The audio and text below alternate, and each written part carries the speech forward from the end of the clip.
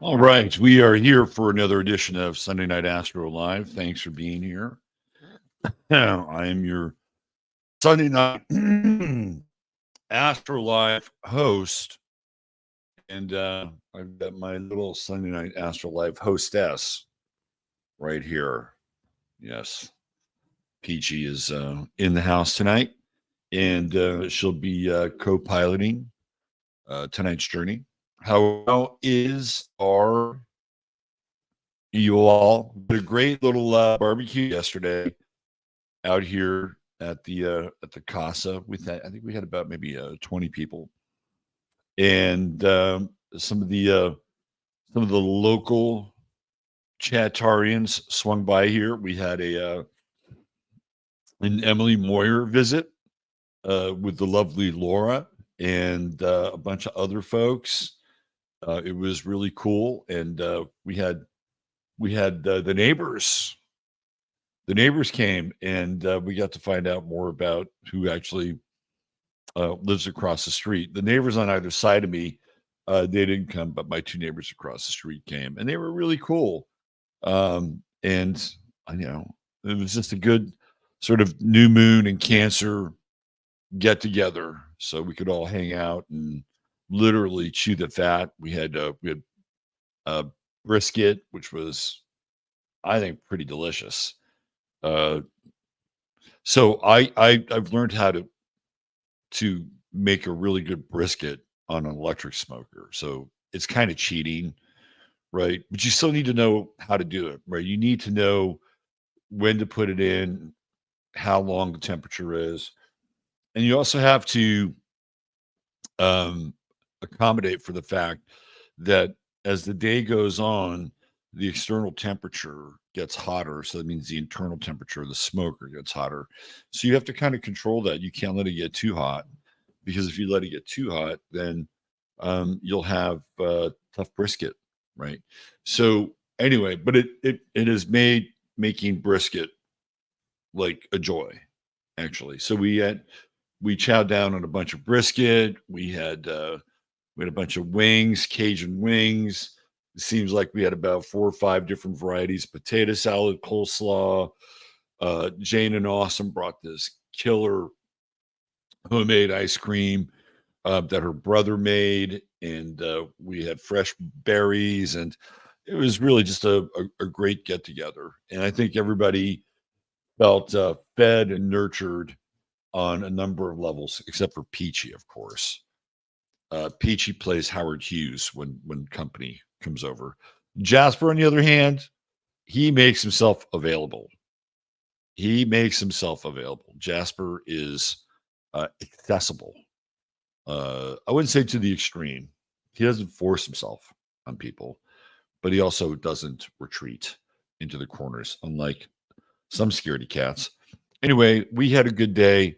We hope you had a good day as well yesterday and are still enjoying this Cancerian new moon weekend before we kind of enter into the vortex of chaos. I saw that Catherine had brought up the Uranus-Mars conjunction with algal in chat, which I suppose I should take a look at and cover.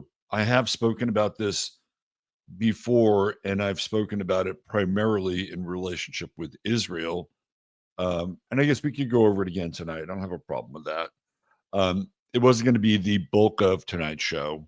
In fact, tonight's show isn't going to be very bulky at all. I think we're going to cover. I'm going to get into Joe Biden, and we're gonna take a kind of a revisit of his chart, of his natal chart, and we're also going to take a look at his progress chart, and then maybe we'll do a little this chart I haven't done is Dr. Jill Biden. And what the hell is going on with her? Dr. Jill Biden. Let's see. When's her birthday? She's a Gemini. She's got that kind of youthful Gemini vibe about her, doesn't she? And wasn't she a teacher, like a school teacher or something like that? June 3rd, 1951. Let me see if we have a chart for her, because you never know. Sometimes Astro Theme has some, and yes, there they go. There's a Jill Biden chart.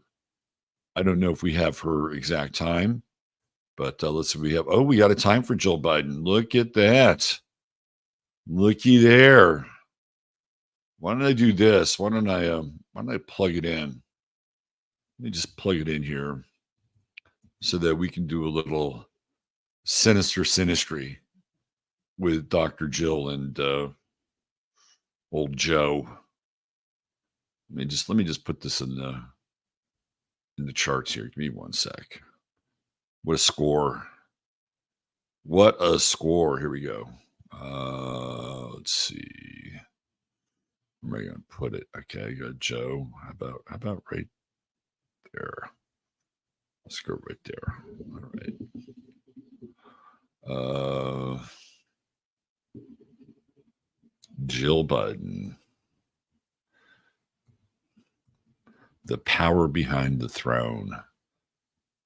I've heard that Hunter is starting to flex a little bit as well. This is a very weird family on so many levels.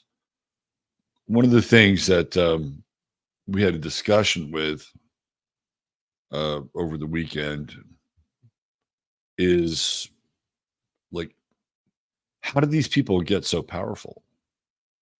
I think that's a really interesting question. I'm not talking about like the people that represent sort of the Biden class, although I think that that's an interesting question in and of itself. But the Bidens, how did the Bidens get to become so powerful?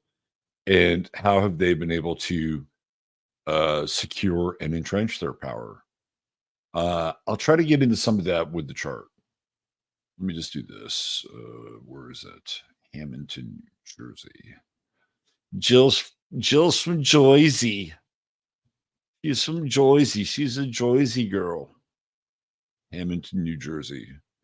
Her ex-husband came out of the woodworks the other day and basically talked about what a lousy person she was and how much she changed and that she can't stand. He really can't. I mean, I don't think he's tortured by it, but he can't stand the fact that she's with Joe Biden. Not because she's with another man, but it's Joe Biden. Okay, so I got her chart. We got that down there. All right. Alrighty. So we got that. And which one is this? This one is okay. There's that. Let me just load the chamber here. Let's go here and let's go here. Let's do that. Here we go. We got that. And then let's do one more with a little bit of sinister sinistry with Joe and Jill. Joe and Jill. Hey, honey, Joe and Jill are coming over tonight. Hide the girls. Let's see. Can make sure the girls have a sleepover. Unless, of course, they're playing a different game, which is, hey, honey, make sure the girls are available. All right. There we go. And then why don't we do a little chart of the moment here? Let's fire that up as well. Let's do that. And then we're going to get into you guys, see what you're up to. See what your world is all about. All right, here we go. Let's do 7. There we go. We're going to go, what time is it? 7:11. 7-Eleven. Anybody out there ever worked at 7-Eleven? Any Southland Corporation employees? Past or present?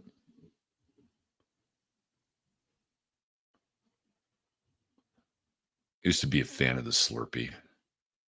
Ain't gonna lie. Ain't gonna lie, but who knows what they put in Slurpees now? Jeez. Uh, I used to be a really big fan of the icy. In fact, I think I like the icy better. I think I like the texture of the icy better. You can usually find the icy at the Stop and Go mini mart. All right, let's see, who do we have here? And we got our charts all locked and loaded and ready to go. All 166 of you. For now, there's my man DJ MC. What's going on, brother Mike? Meow meow meow meow. Kitty poop. Jeff Rosen. What's going on, brother Jeff? Aaron L. The Barden chart. This should be good. It's been a while since we looked at the hoary old man's chart, but I think the time demands a reexamination. Jackie Delario, what's going on, Jackie? We hope you had a good weekend as well. Animals of Florida, I hit the like button 27 minutes ago. Please be so kind as to hit the like button. It helps with the algorithm. Thank you very much. Watching from Yamia says, watching from Lexington, Kentucky, here to get RFK Jr. on the ballot. You know, what's really interesting, there's a friends, family of the show, Axel, the history kid. I call them the A-team, close to the Kennedy campaign. And I was shocked to find out that he's only on 8 ballots. He's only on 8 ballots. Like, how does this happen? Okay. Because I remember growing up, it seemed like just about anybody could run for president and you'd be on the ballot. Am I right? Like there was this one guy who was always running for the Communist Party. He was always on the ballot. Always. Your third party candidates were almost always guaranteed to be on the ballot. Whether it was John Anderson or Ross Perot or Ralph Nader, they were on the ballot, right? And I've told this story before. I've only voted in a national election twice in my life. Only twice. Once was in 1980 and the other was in 2020. And I was just hoping and praying that the guy that we're going to be talking about tonight did not win. So it's like, okay, if because I've never been a believer in the system of voting.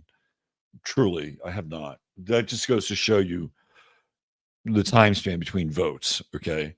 But the first time I was voting, 1980, is my first. It's 20 years old, so you got to be 18. It's my first presidential election, and I did not like Ronald Reagan. Didn't like him.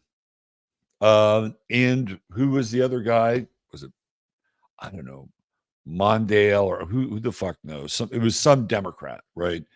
Some Democrat. Oh, it was Jimmy Carter. My bad. It was Jimmy Carter. Jimmy Carter got his ass whooped. I didn't like Carter either. But there was this guy on the ballot named Lyndon LaRouche, and I didn't know who he was, and I voted for him. Little did I know, I probably voted for the right candidate, because years later, I find out more about Lyndon LaRouche, and, well, let's just say he was very politically incorrect on many levels. I also made sure that I was inebriated when I voted because I just felt so cynical about the whole thing.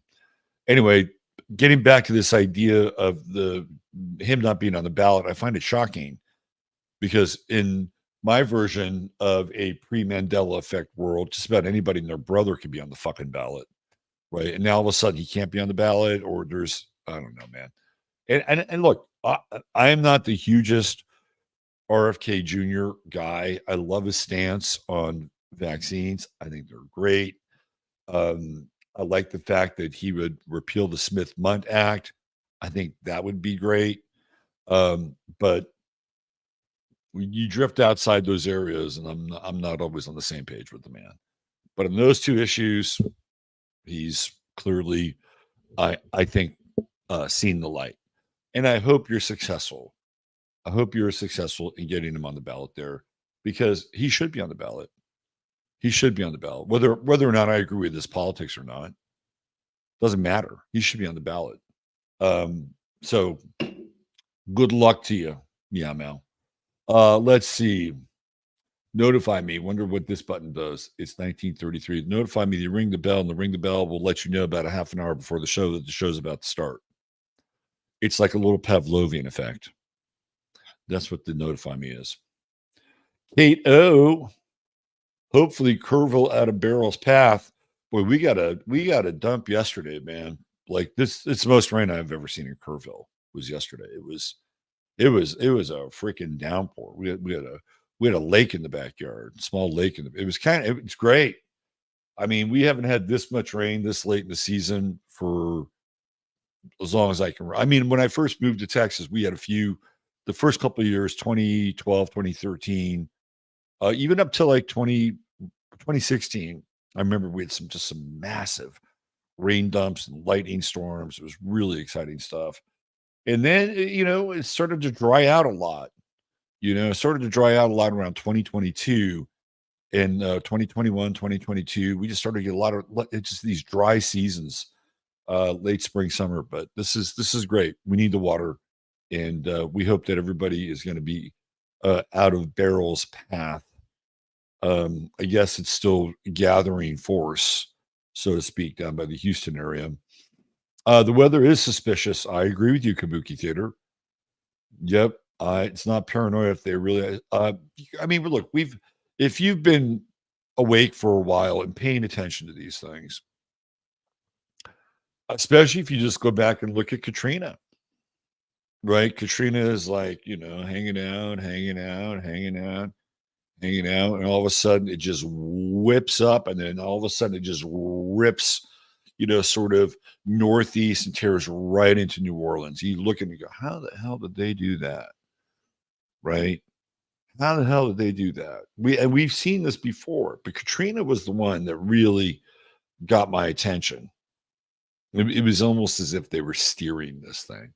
That's what it felt like, right? So anytime we see these storms that kind of linger and kind of hang around, what are the weather wizards doing, right? What are they doing, and what are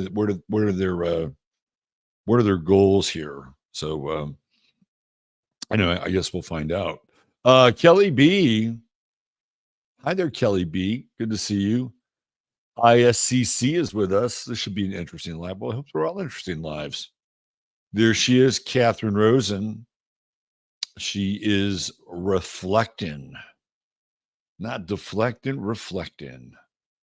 Lynn, Finca Feliz. Didn't Biden have an eclipse on his sun a while back? Is he out of the woods or just entering them? All questions that we shall ask over the course of this show. There's my man, T. Jordan. By the way, as we move closer to our event, which I promise, tomorrow on the robertphoenix.com website, you will be able to sign up for the event. But that does not mean you cannot get a room right now at the Inn of the Hills. The event will be the first weekend in October here in the Hill Country. We will have Mario from Symbolic Studies with us. Perhaps a few other guests. We'll have DJ Pebelitas doing some live DJ action. Of course, some of you may know her as Lara Guerin, who is our wonderful, beautiful singer, supermodel, superstar friend from Brazil and New York. She'll be with us, and we have a lot of good things planned. So here's the deal. If you're interested in sharing a room, and people do cut back on the expenses and some really interesting friendships have come out of people sharing rooms with one another. And it's usually two women. Okay. But I'm not saying that a man and a woman can't share a room. I mean, hey, I don't make the rules, right? But if you're interested in sharing a room, check in with Tom over on Telegram and Locals. Tom's in Locals. I'll put a thing in Locals. And Tom has agreed to be the single room coordinator or double room coordinator. So if you want to split a room, reach out to Tom and he'll hook you up with somebody, and it'll make things a lot easier. All right. Susie G, how's that arm? How's your wing, Susie G? Robert definitely captured the different Biden faces. Oh, I did my best. I did my best, Susie G. Glenna Spank. Hey, Glenna. Hey, Pasa. Jan Schiavino's here. What's going on, Jan? Good to see you. Ashley G from Pasadena Hills in Florida. That sounds fancy. That sounds like a fancy place. First of all, I don't really think about hills. I don't associate hills with Florida. I associate flat with Florida. So if you're in a place called Pasadena Hills, it's got to be kind of exclusive. Just because there's not many hills there. Sounds very impressive, Pasadena Hills. Let's see who else we have. Joe Potter, what's happening? What in the world are all the Bidens up to? Good question, Joe. Will we arrive at answers or just more questions before tonight's show ends? My man Ryan, what's going on, brother? The introspective woodworker in the house.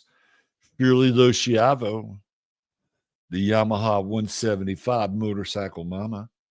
By the way, did I say hello, Bo? Hi, Bo. Kabuki Theater.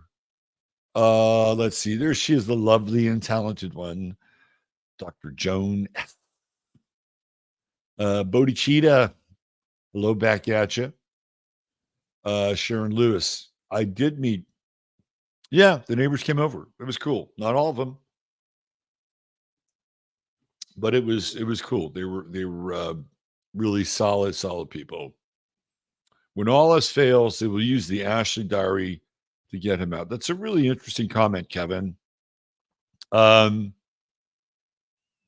that would really be like the poison pill, wouldn't it? That would be the poison pill. The Ashley, it almost looks like diarrhea, but I get it. I get what you're saying. No, that would be like the ultimate poison pill. Barbara Boots, she's made for walking. Moonsprouts here. Hi, Moonsprout. The Queen of Speed, Nora Rashid, kicking it into overdrive on Sunday night. Catherine brought up the 8-day countdown. Yeah, we'll get into it. We'll get into it for tonight's over. KK, California Contrarian, 119 2 days ago, 118 yesterday, 117 today. Stay cool out there. Stay cool out there. Who else do we have here? Wendy Q. Hi, Wendy Q. Joe Wong checking in from Mexico. Miss Nikki. Hi, Miss Nikki. Esperanza Vence Tarot. Let's see. Who else do we have here? Peter Bayonne. What's going on, brother? Peter Bayonne is our resident rock and roll poet.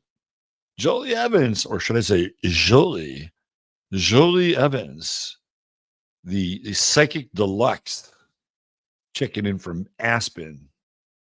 Good to see you, Jolie. Let's just give her a little FaceTime right there. Old. Now, when I say old, I don't really mean old, but I mean an old friend of the show, meaning that Jolie has been in the zone here for a while, going back to the 2010s. Great to see you, Jolie. Thanks for being here. Let's see who else we have here. Christina Jerzyk. Hi, Christina. Good to see you. And hopefully we have a Scott sighting as well. Let's see who else. Let's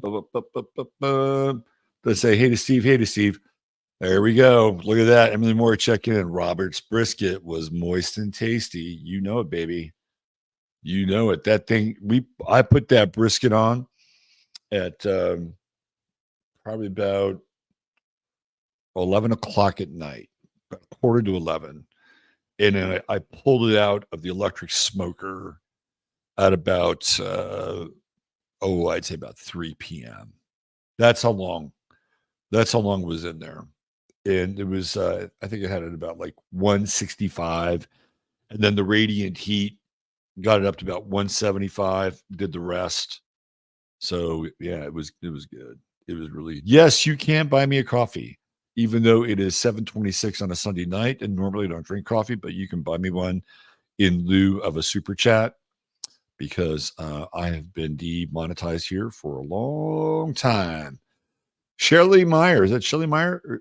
It's yes, Shelley Meyer. Hi, Shelley Meyer. Greetings to you. Great to have Emily in the house tonight. And it was good to see Emily and Laura. And I guess Emily and I are going to be doing a show on the 22nd. I always enjoy the mashup with Emily. Let's see. Who else we have? Potato salad. Susie G, we got so much potato salad. We could start a potato salad restaurant. Nothing but potato salad. We could have 15 different varieties of potato salad.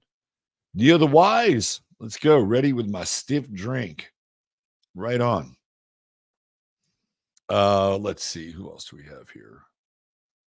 Moving through space and time and space together online. I love it. We are on our own. We are on our own intradimensional. We'll call it a sphere. We won't call it an orb. We're in a sphere together. We're in a sphere without boundaries, connecting us through time and space. Let's see. Who else do we have here? Mo Harrison is here. Hi, Mo. Big Sky checking in from the great state of Montana. Beautiful. Let's see. My girls have some baby teeth removed this week with spacers put in place. Kind of nervous about it. I'll just have a little chat there with Joan. She'll give you the inside baseball. All right, we got Cynthia Cluth and my man Mark S, who is just about ready to come out with his new book. So we're gonna have a Mark S Friday Farcast coming soon. Maybe this Friday, maybe next Friday. It all depends on Mark and where he is with his publishing process and all that. But we're looking forward to having him back on the show. Brilliant stuff, and you guys are gonna love what he comes up with. Let's see what he came up with. Not what he's gonna come. He came up with it already. President Jill. Kind of feels that way, doesn't it? Maya Rose is here. Hi, Maya. Good to see you. Who else? That's Dr. Jill. Thank you, Bo. Thank you for reminding me. I need to honor that degree. Peter Bione red pilled his aunt. She's 85. Good for you, Peter. Did you slip it in her coffee and bourbon? CM House Democrats are turning on Biden. Yeah, the infighting and chaos is really fascinating. I love it. I think it's great. Elizabeth Light Tarot. Hi, Elizabeth Light Tarot. Who else do we have here? Corruption. That's part of it, Miss Nikki, isn't it? Joan says they ate babies.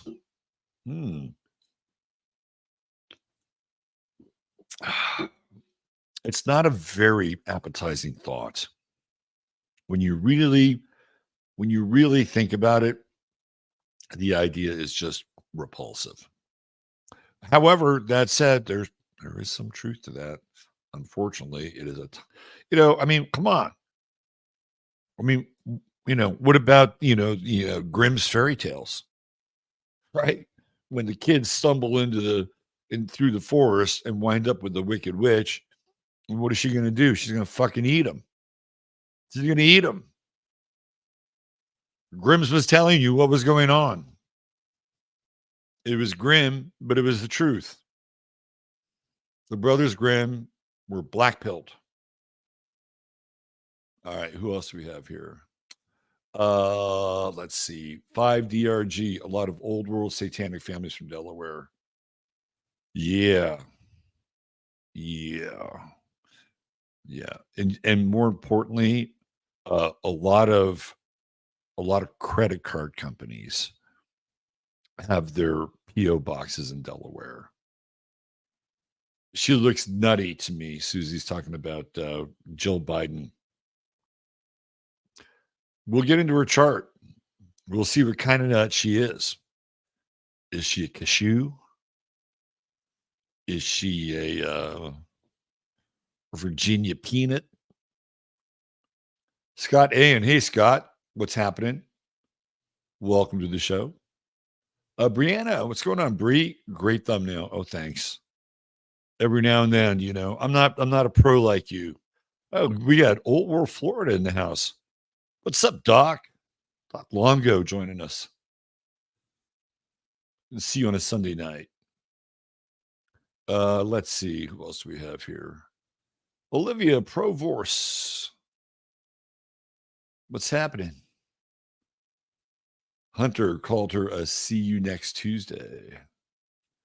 Jill Biden was the 15-year-old babysitter for Joe's boys. Yes. It's a lot of dirt under that rug. A lot of dirt. Cherry Slurpee. Cherry Slurpees were good. Grape Slurpee was the best. I miss it. I was going to get an icy at the theaters today, but they were all out. And the icy is still a thing, huh? Jazz Marble. Rumble never loaded Winter Watch last Friday. Huh. Really? I'll have to check it out. It was, how shall we say, controversial. However, the controversy was not without merit, nor was it without facts and receipts. So everything that was talked about was not conjecture or accusation. It was all out there for everybody to see. Like Cola Slurpee was okay. I'd go Cola Slurpee number one on the Slurpee side for sure. I just saw a clip of a Vietnamese family owner refused to serve an Israeli family. Yeah, I saw that. That went viral. Let me get out. Is it Vietnamese or Thai? Either way, right? It was like it was all about Gaza. It was all about Gaza, right? They were like identifying with the people of Gaza. And they're caught in the crossfire there. Kelly B worked at Sonic and served slushies, and Icy is superior. I think the Icy is leading. The Icy is out in front of the Slurpee right now. Terry Ann's getting some rain in North Carolina. We got an Ojos Azule sighting as well. Brain freeze. Tom coming in with the shade. Tom's got some experience with the Hawaiian ice, right? Tom's got some experience with the shaved ice. Pat Paulson. Yeah, Pat Paulson used to run for president. He get on the ballot. I mean, it's like now all of a sudden it's become this, exclusive fucking club that somebody who is actually a politician or a public servant. And look, I'm not here to like fan the flames of RFK Jr., but the guy should be on the ballot. I'm sorry. Put him on the ballot, every single state. Right. Let's not gerrymander or lawfare this thing. Come on now. Havana Blast, ages-old corruption becoming brazen and bold. Well, it certainly is becoming public as well, right? We're starting to see this stuff now. To me, this is all part of Pluto and Aquarius. We're starting to really now get what's happening behind the scenes in a lot of ways. And some of it has to do with the internet and so-called social media. But it's just a byproduct in a course of this sort of evolutionary process. And it runs really, really deep. Really, really deep. Laura E has a birthday. Well, hello, Laura E. Happy birthday.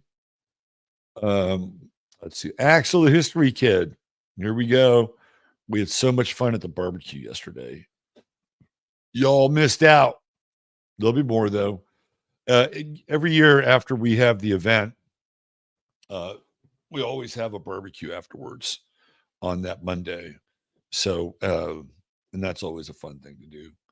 Let's see. Lyndon LaRouche has been demonized by both sides.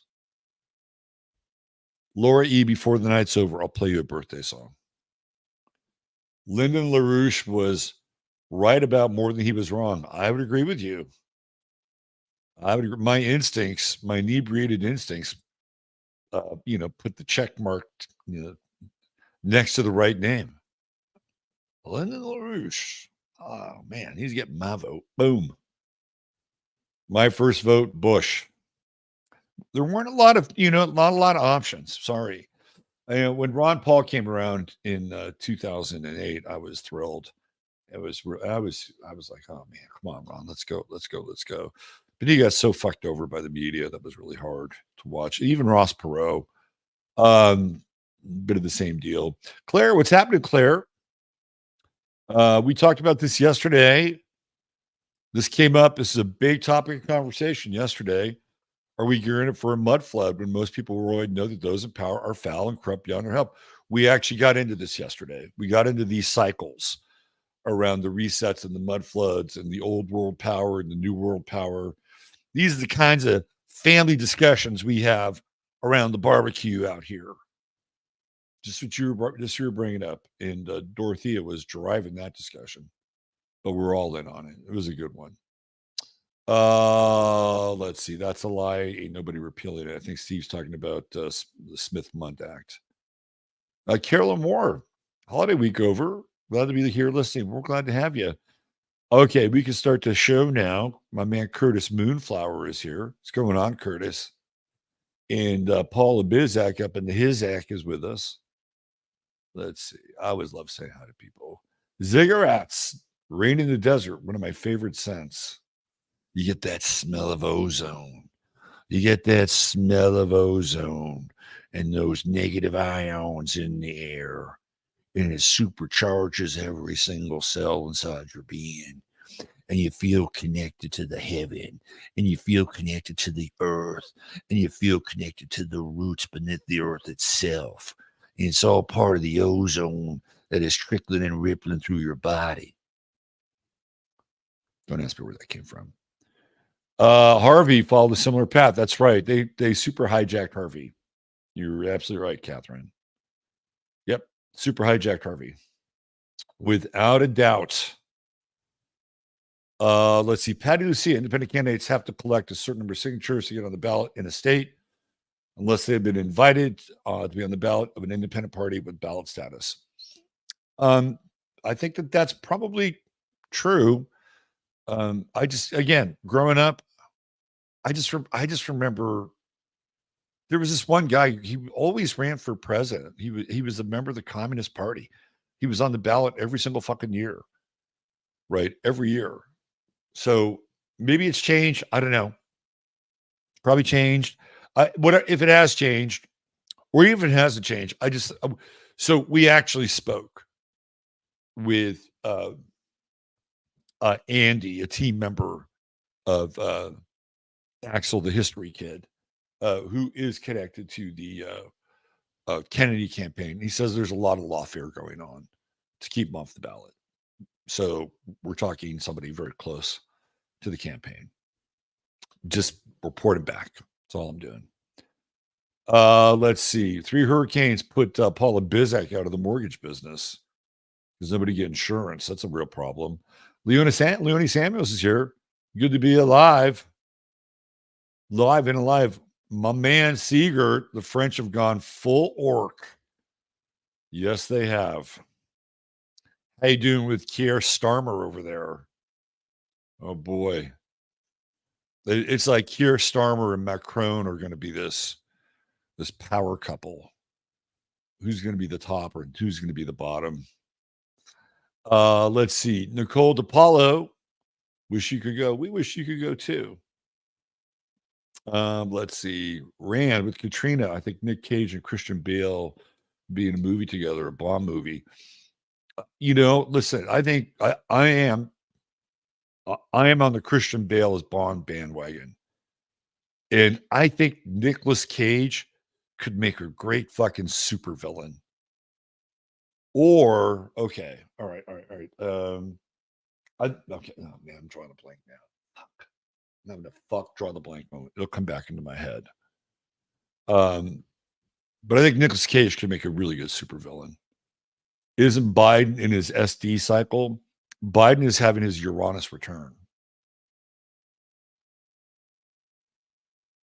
I couldn't get over how triggered people were Esperanza with David's mesh self for the new moon.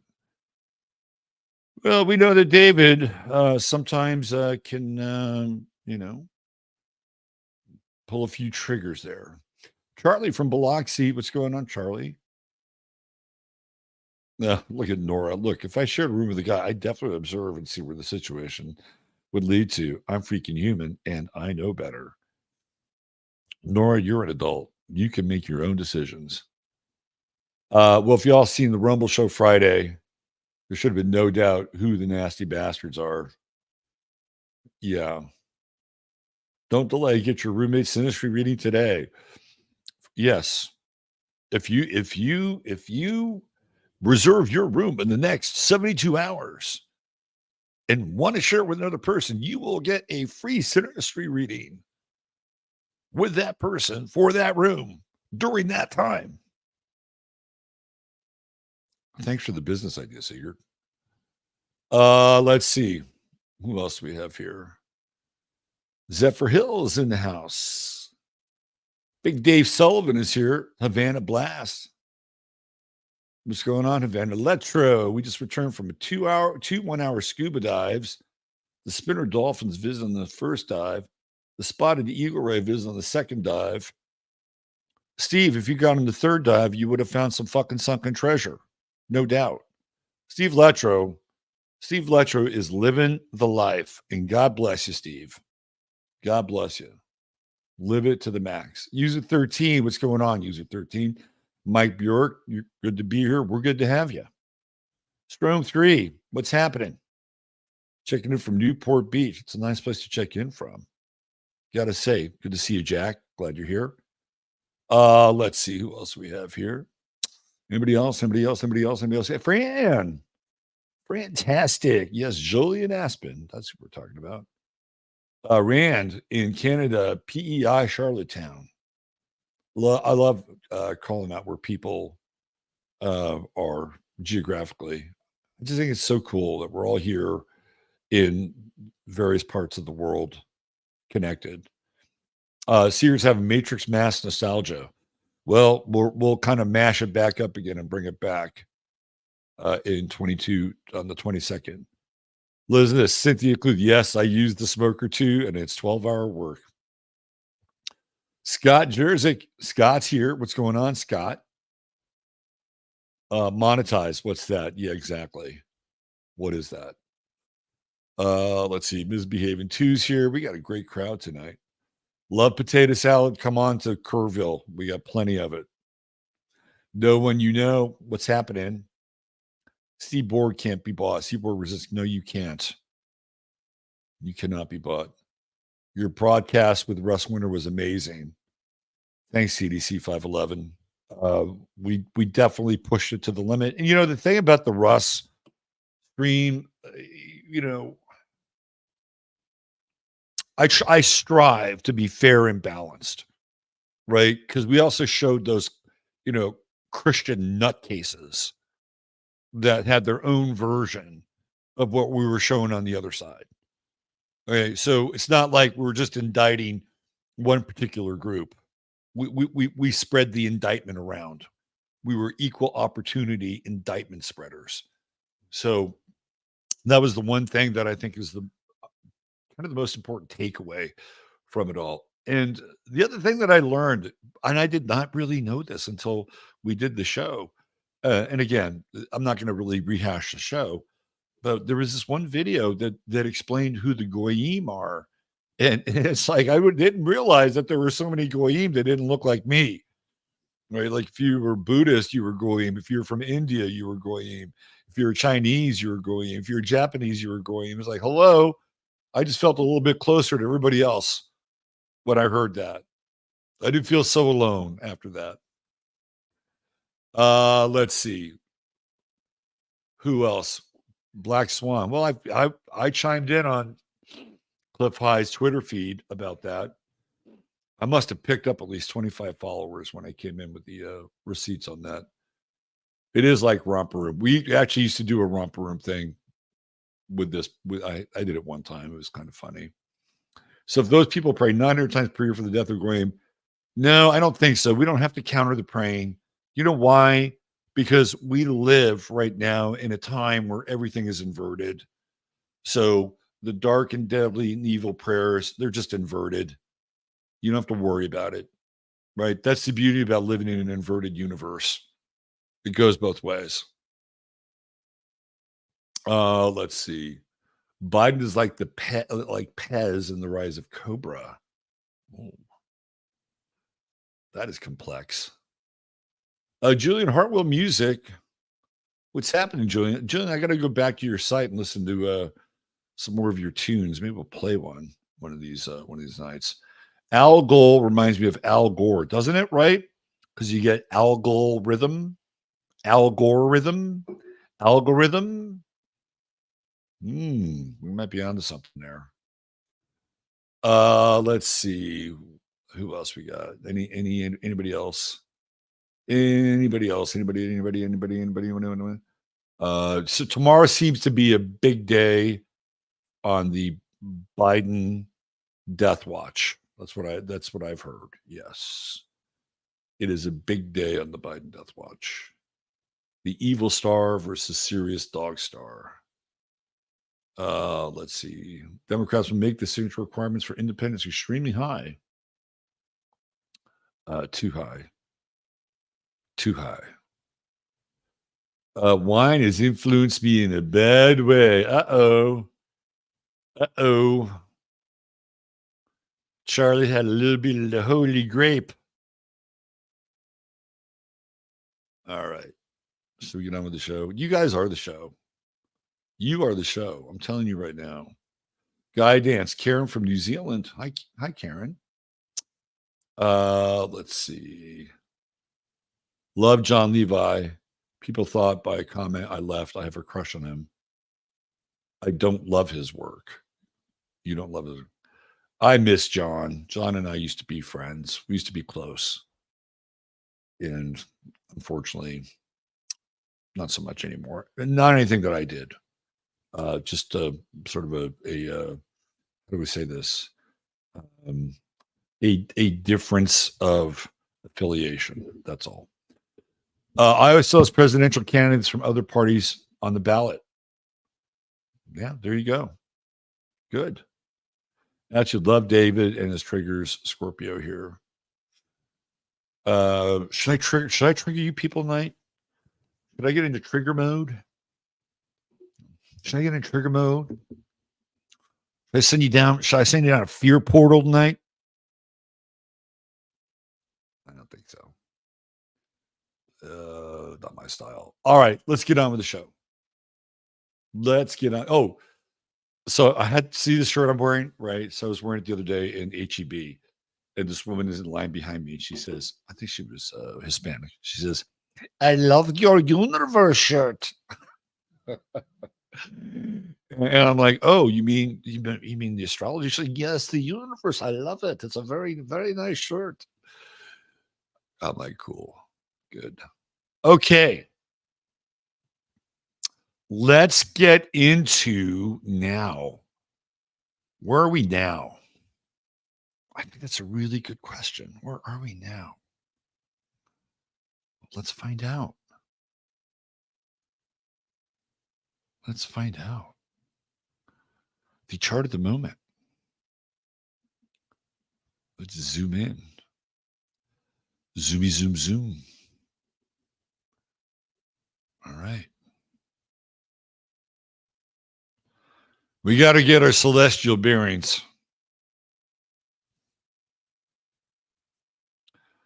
No wonder I'm feeling a little loose with the poetic license tonight. It's the Moon Mercury conjunction in Leo. I think we can afford to be a little dramatic tonight, or at the very least, entertaining. Hey, have some fun.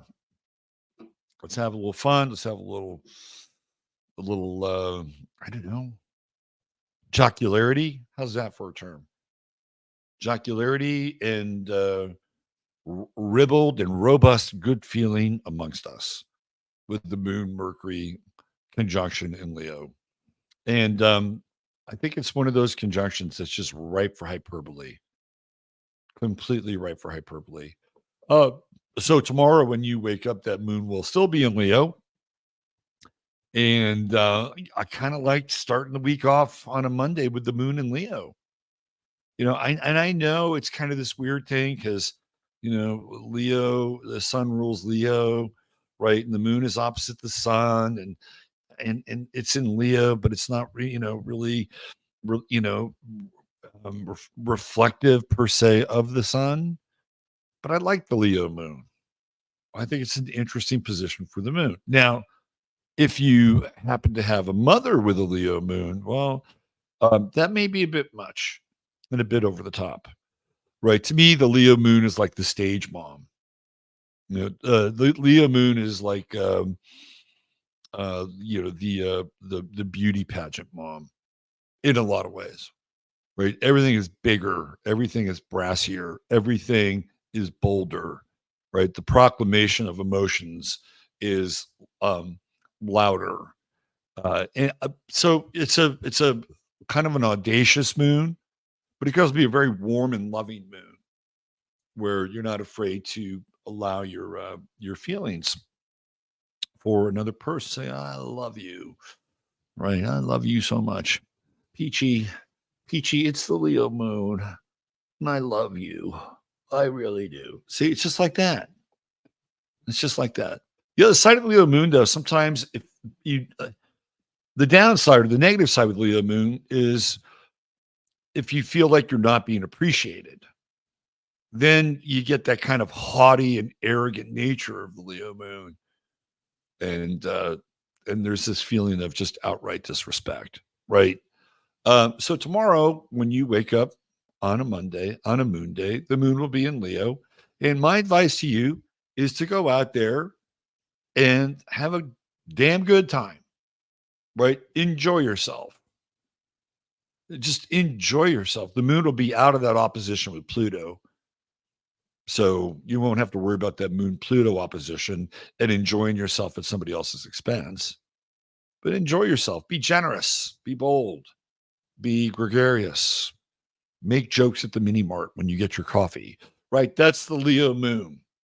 And right now, we have a nice little sextile going on with Jupiter. Tomorrow will still be a nice sextile. So it makes everything just a bit bigger and a bit brighter, right? So I think it's a great moon to start the week on. It's a fantastic moon to start the week on. We have a Jupiter sextile with Mercury.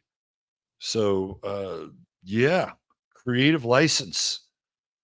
Mercury in Leo is perfect for speaking lines in a lot of ways, right?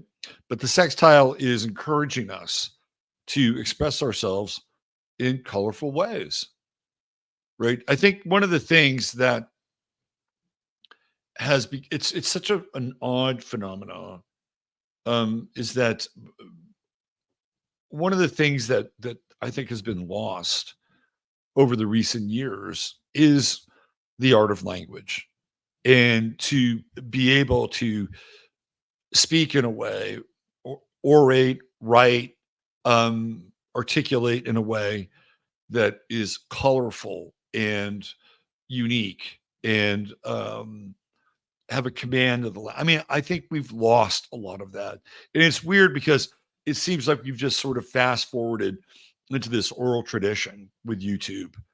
And I used to write a lot more than I hardly ever write now, but I used to write a lot. And then, of course, this came along and it's supplanted the writing. And it's a whole different process when you write and construct a sentence. And when you write, there's a voice. Like you adopt a voice when you're. If you're a really good writer, you have a voice. You have a voice, and you craft that voice. And that's what makes some of the great columnists really great, because they have a distinct voice and a distinct narrative, and they could take on almost any subject, right? And then they could have that voice that makes them sort of stand out. And we lose a little bit of this when we go into this world, because it's a lot different than me coming up with a sentence in my brain to discuss, what this is going to mean about Joe Biden and a transit that Joe Biden is going through, and this whole other kind of larger cosmological puzzle piece, right?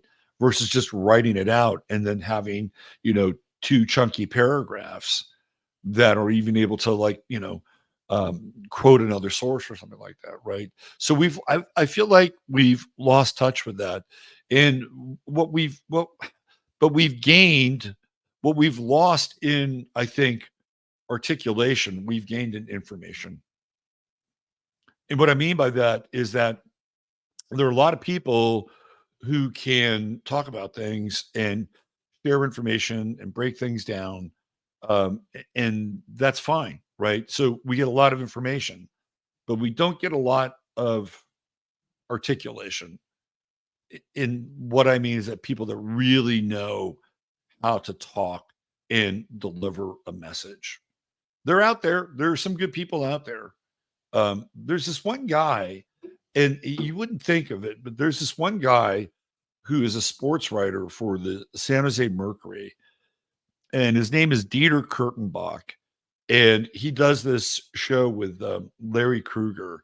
I think it's every Thursday night, and I am really impressed with Dieter Kurtenbach and his ability to articulate what he's saying in a way that is just incredibly different than just about everybody else who is trying to say the same thing, only saying it about 2 or 3 levels lower so that the average person can understand. Not that he's talking about people, right? But this is what I'm talking about here with Mercury sextile Jupiter and Mercury in Leo.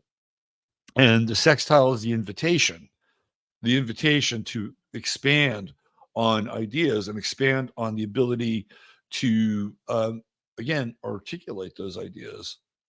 So we're going to have Mercury, right, in this sextile with Jupiter for the next couple days. If you're a songwriter, hey man, take advantage of it, right? This is one of those cycles where it's like, yeah, I could find the language here. It's colorful, or I can, dig into a different meter or rhyme or something along those lines. So if you're a songwriter, take advantage of it. If you are a writer, take advantage of it. This is a really the sextile is an opening, right? It's an opening to be able to expand your ability to articulate in a colorful way. That's how it works. And tomorrow, Mercury's at 9 degrees. So it's pulling away from Pluto, right? And, you know, I think it's really interesting bringing it back to Biden. That he had the intensity of the conversation post debate was pure Mercury Pluto opposition, wasn't it? It was kind of like you have all these talking heads, and for fucking 4 years, right? 4 years, they're just feeding us shovels of bullshit with this entire thing, and then the day after the debate, you know, and now we've got this Mercury Pluto opposition, and everybody is speaking in dire and declarative terms. He's got to go. He's got to. The president wasn't himself last night. So, you know, I mean, at the very least, I just get really cynical when I think about it because we've had to deal with this bullshit for the last year, and everybody in this chat room, or everybody who watches this video knows that it's been nothing but theater. It's been nothing but theater and bad theater with bad actors, multiple actors. We've known it and we've become cynically accustomed to it, which is unfortunate, I think. We become cynically accustomed to it. Well, that's just the way these things go. Well, of course, this is what they did, right? And it's like, what else do you do? Yeah, it kind of feels like this is what people did during the Soviet Union because they knew what was going on. They really couldn't do a hell of a lot about it. Right. So they just kind of went on with their lives and drank a lot of vodka and hoped that they didn't get caught, swapping shit on the black market. Right. But it, but it evoked a cynical feeling in all of us, which is terrible. And again, I'm not here to, push the Trump accelerator, right? But it's kind of like, oh well, we'll hit the Trump accelerator, we'll get Trump back in, everything will be all good again. That's a long ways away. We got a lot of miles of road ahead of us, right? But that Pluto Mercury opposition, I think, really reflected the state of urgency now that these people are finally starting to, like, oh shit. Because really now, I mean, just think about this. If you're somebody who's on the so-called left, you're on MSNBC or CNN or whatever one of these networks are, and you're there and you are stumping for Biden when he looks like this and acts like this, like your credibility, which has always probably been in doubt anyway, but now you can't even go there, right? Like it is the Maginot line and it's been crossed. And if you are supporting that character after really, which was a political hit job, like your career may not survive that, and yet you still have pockets sort of inside the political media complex. You're trying to spin this in a way that, that he still makes sense. I mean, it's nuts, right? It's totally nuts. But that's what happened with that Mercury Pluto opposition, right? People finally were like, okay, we're in the danger zone now. Well, we were in the danger zone before this, but thanks to you people, you weren't addressing it, but now it becomes important. Anyway, so yeah, right? Mercury, Jupiter sextile.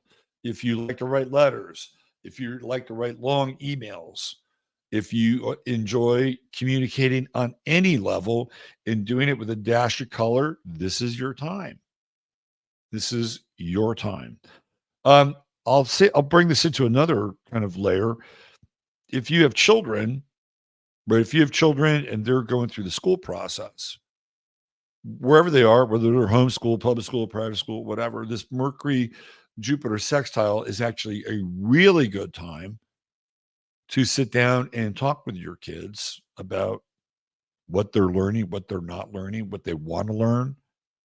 This is one of those nice little wedge moments where you can get in and connect with either their creativity or what they're passionate about, right? And even the moon coming in here, right, which is the mother and the family. It's good to have those kinds of dialogues. It'll be September soon enough, right? And maybe there's a change of venue afoot. Maybe they want to do something different. Maybe they want to learn in a different way. But you can start that dialogue. It's a good place to start. Let's see what else we have. We got Venus, 25, Cancer, getting ready to move into. We're gonna have a lot of Leo here coming up fairly soon. Well, a lot meaning Mercury and Venus and Vesta. So we're at the end of Venus and Leo, and that's in the Piscean decan, right? It's an interesting decan for Cancer. I think whenever we talk about Cancer, we always talk about family. And when we bring Pisces into the mix, right? The family's a bunch of drug addicted gypsies. No, I'm just kidding.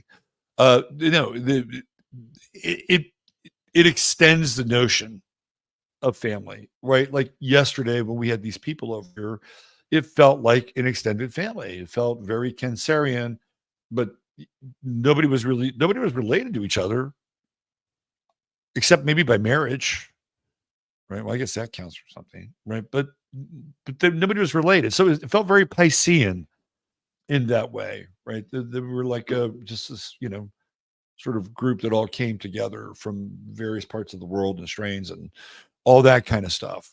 Right? It wasn't traditionally Cancerian. It wasn't like, mom, dad, grandma, grandkids, cousins, nephews. It wasn't like that. It was way more Piscean for sure. And it wasn't second decan, which would have been, scorpionic and a bit more dark. Not dark, I'm not judging it. It's just, this is a different vibe, right? So that was cool. And we have this nice Venus Neptune sextile going on for the next couple of days. And it doesn't hurt to be kind. That's a kill him with kindness. Right. It's not a sextile, it's a trine. It's a kill him with kindness trine. Right? You have the ability to be compassionate and empathic, and this is natural, just flows. It's you don't really have to try. It's just easy. Open the door for a person. Person opens the door for you, right? Now here's an aspect that you may want to, or this is a an addition to the aspect that you may want to consider is that I think this Venus Neptune trine could also be very good for creative collaboration, right? Because Neptune's in Pisces, Venus is in the Piscean decan. So if you're somebody who works solo, creatively collaborate with another person and sort of allow the I'm not even going to go there because Chatari, you'll jump over. Let the creative juices flow between you, right? No, but that's what I'm talking about.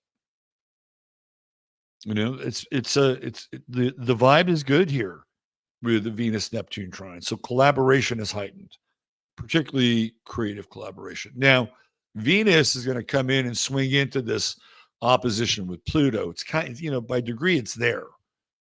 We're talking about 6 degrees. But by Thursday, it's really getting locked in to that Venus Pluto. It's going to be kind of tricky, that Venus Pluto opposition. So, what are we talking about? 4 days from now? So, 7-11. We're back in Slurpee territory.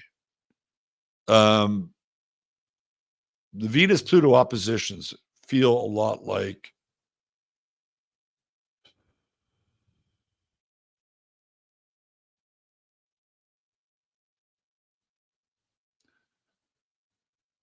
we're in this together to the end. That's what it feels like. It's like we're facing we are facing this thing, right? We're being tested. The Venus Pluto opposition is clearly, it's a test, right? It's a test to our commitment, whatever that commitment is, right? Whether it's a relationship, a family, whether it's a commitment to even stay in the game, right? The Venus opposition to Pluto really tests it. And I think it's one of those oppositions where, if you're somebody who has, been a support to your friends or whatever, like you're on speed dial. Right? That's a speed dial aspect because I think people get freaked out. It feels like there's this imminent threat in the air with the Venus Pluto opposition, and people are kind of feeling this. And I would say the closest approximation to it would be existential. I had a bit of a feeling of that today. I had this free floating existential kind of anxiety for a little bit, just for a while. It's like, a passing cloud of the inner landscape or the inner sky. And so I feel like there's going to be a lot of that. It kind of feels like a bit of a canary in the coal mine moment with this Venus Pluto opposition. And maybe that's the lead into, the massive Mars Uranus conjunct algal conjunction that we'll talk about in a bit, right? I mean, that's what we're feeling. So there's that intensity with the connection, right? It's like a lot of times when you have a Venus Pluto opposition, bonds will actually strengthen with a Venus Pluto opposition. It's like, okay, here we go. We're in this thing together. It's sort of like your plane is having troubles, right? And you're sitting next to your partner and your seats are buckled in and you look at each other, okay, we're in this together. And we don't know where it's going to go, but we're in this thing together. That's kind of how it feels.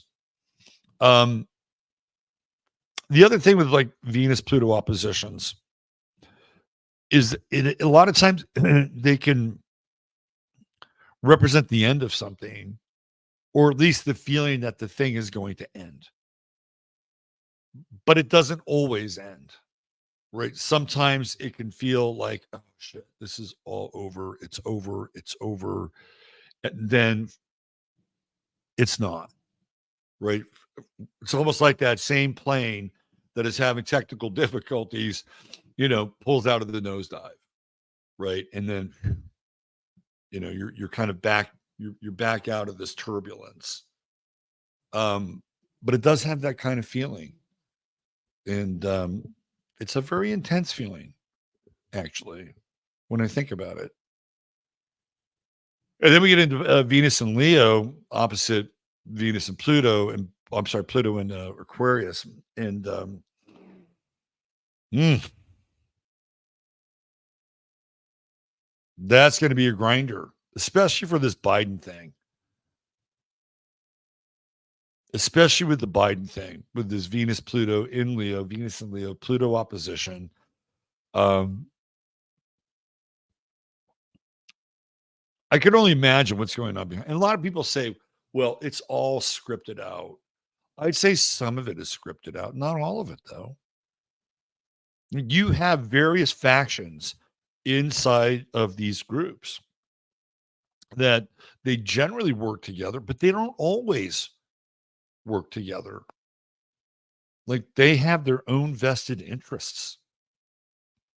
These crime families have their own vested interests. And in many cases, they will work together, but there are times when they will have turf wars and they will want their person or their candidate or whomever, right, to seize the day. So I can only imagine what's going on behind the scenes right now because not everybody in the Democratic Party is on the same page. They're not. They're not. They are scrambling. And I love it. I think it's great. And if the Republicans they've got their own version of chaos, good. Because they need to have their tree shaken a little bit, right?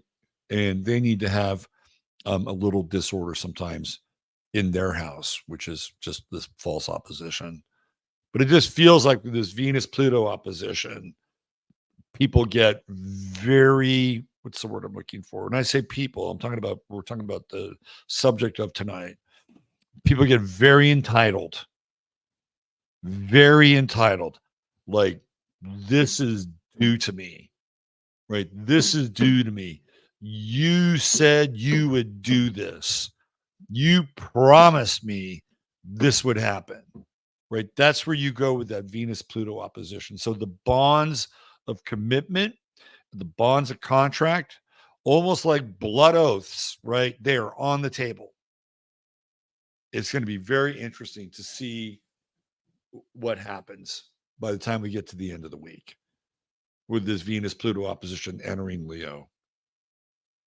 It'll be very interesting. Sit back and watch. Right on the personal side of things, Venus Pluto opposition. Hey, it could be a declaration of love, intense love. Intense love amidst the. I mean, look, if we, it reminds me of that song by David Bowie, 5 Years, right? And in the song, humanity, Bowie sings about, this is from Ziggy Stardust. Humanity finds out it has 5 years left. And that's it, right? And then we're gone. And it would be like one of the to me, the Venus Pluto opposition is kind of like that. And it's kind of like, well, if you knew that you only had a certain amount of time, what would you do with it? And I'm talking about not just you as a person, but you as a person related to all these other people and this greater community. Once this sense of panic, sort of went away, right? Would people finally be able to look themselves in the eyes and say, we don't have much time left here. What's important? What's really important?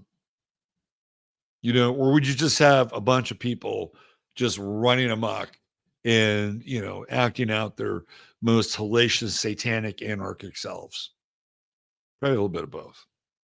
But in a world where there's, I would say, a bit more sanity, right? People would come to the realization real fast about what was important and meaningful. And I feel like that's what this Venus Pluto Leo opposition is for, like, the little people, the we people, us, right? Like, we become aware of what's important. we become aware of the fact that, hey, I haven't told that person I really love them. I haven't told that person how much I appreciate them. I haven't told that person how much I care about them. I haven't told that person that even though they're an asshole, I still love them. Right? That's the Venus Pluto opposition. To me, that's what it feels like. And I don't know how that relates to the bigger picture, because it certainly feels like with this Uranus-Mars conjunction with Algol and just all of the Sturm and Drang is starting to kind of build around it, and really what might even be there, like people might want to have those conversations. You know what I mean? You might want to have those conversations, and they never hurt. They never hurt. Everybody can always use a little more recognition and love. So there we go. Let's drop down to Mars. Right. So we're almost there. July 15th through 17th, that Mars conjunction with Uranus conjunct Algol. And that is the degree of Israel's sun. Right there. 20, I think Israel's 26 degrees, if I'm not mistaken. Inaugurated in May of 1948. And that's kind of a big transit for a country, and particularly because that sun is in the eighth house, right? It's in the eighth house because Israel's a Libra rising country. And then they have Mars and Leo with 28 degrees, and so that comes into play. And man, so can we speculate about what goes on there? I guess we're here now. We may as well. So here's what I think. Whatever they got cooking could get even hotter, right? It could get even hotter. So what do I mean by that? They could widen the war. So I read this really interesting article today, and it has to do with this Yan'an plan, which is this it's really interesting shit. Part of the Yan'an plan was drafted by Richard Pearl, who was part of the Brookings Institute and one of the architects of the clear break doctrine, which, of course, they pulled together pre 9/11, right?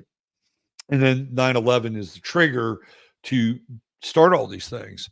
So part of this plan is to subdivide the countries around Israel, right? So part of it would be to literally slice Syria in half, which is what they've been trying to do, right? Another part of the plan would be slice Egypt in half. Another part of the plan would be to slice Lebanon in half, slice Iraq in half. So the idea is that by slicing these countries in half and creating kind of these balkanized regions within these countries surrounding Israel, that they become weaker while Israel becomes stronger. Look it up. I'm not making it up, right?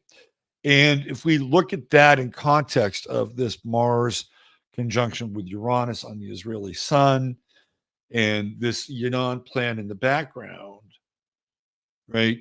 Does that mean that they're going to move forward and try to go to the next level with, I don't know, let's say Lebanon, right? That would probably be the biggest.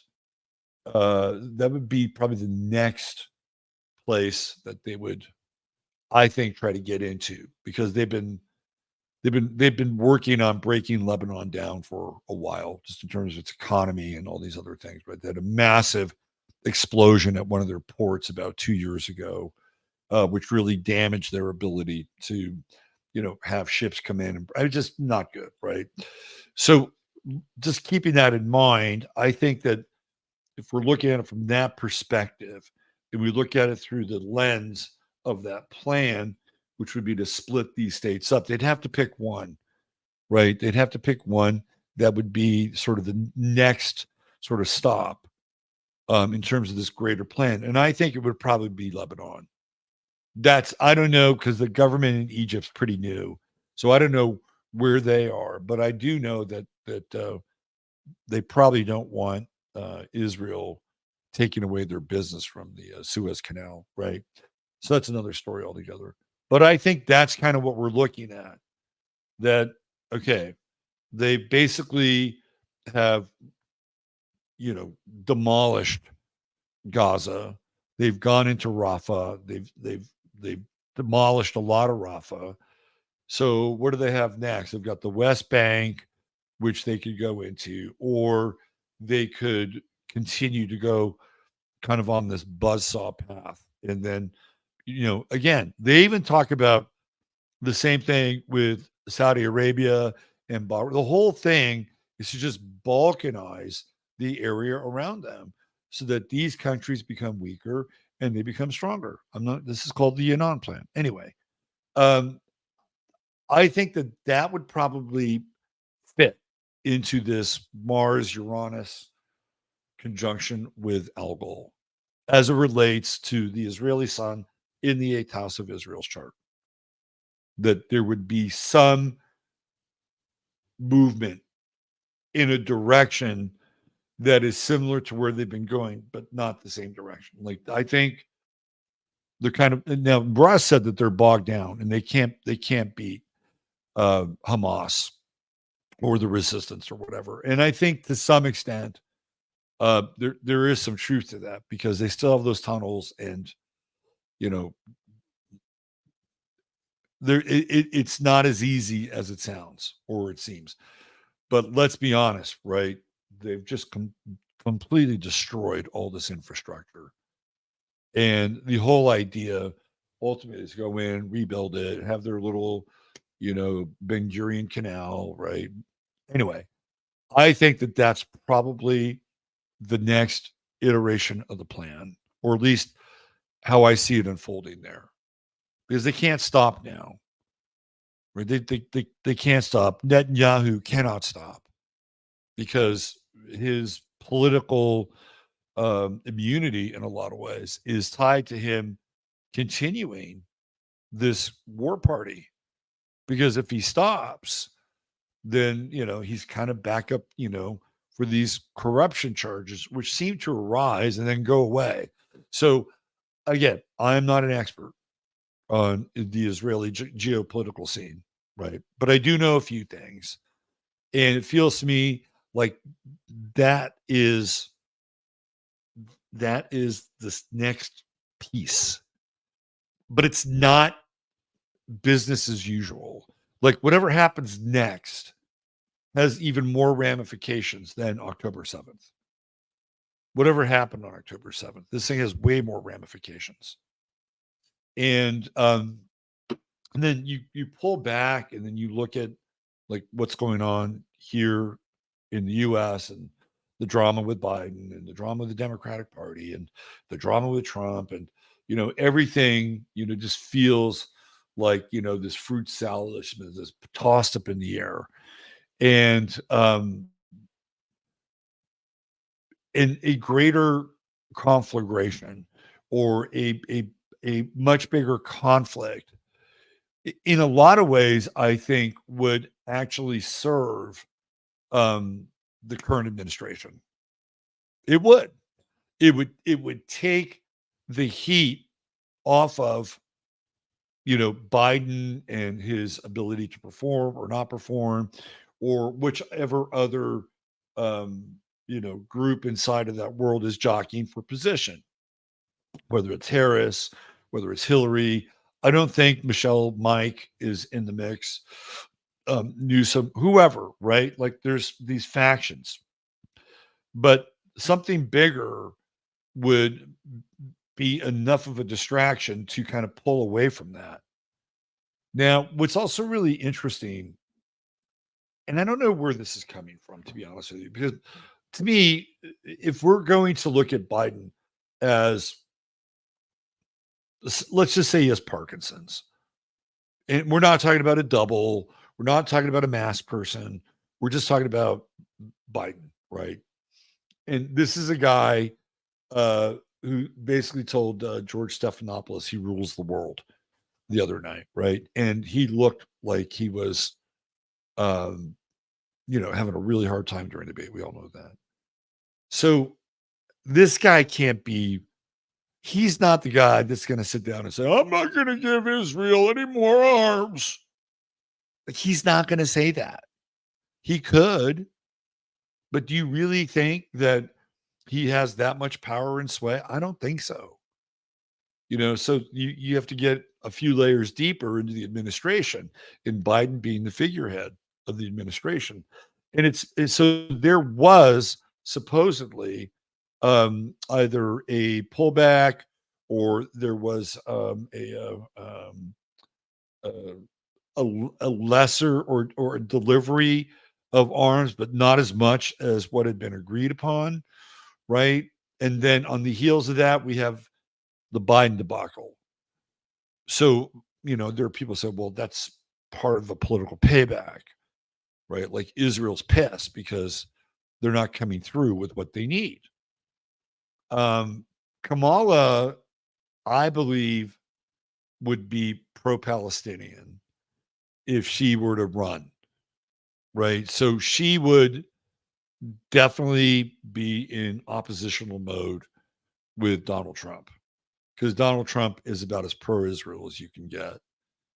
So I do think that there is this bandwidth inside the Democratic Party, which is like neoliberal, social Marxist, um, pro-Palestinian, anti-Zionist, anti-statist, right? They're kind of weirdly two sides of the same coin, but different, right? And it's that side of the coin that said, no, we're not going to give you as many arms as you requested.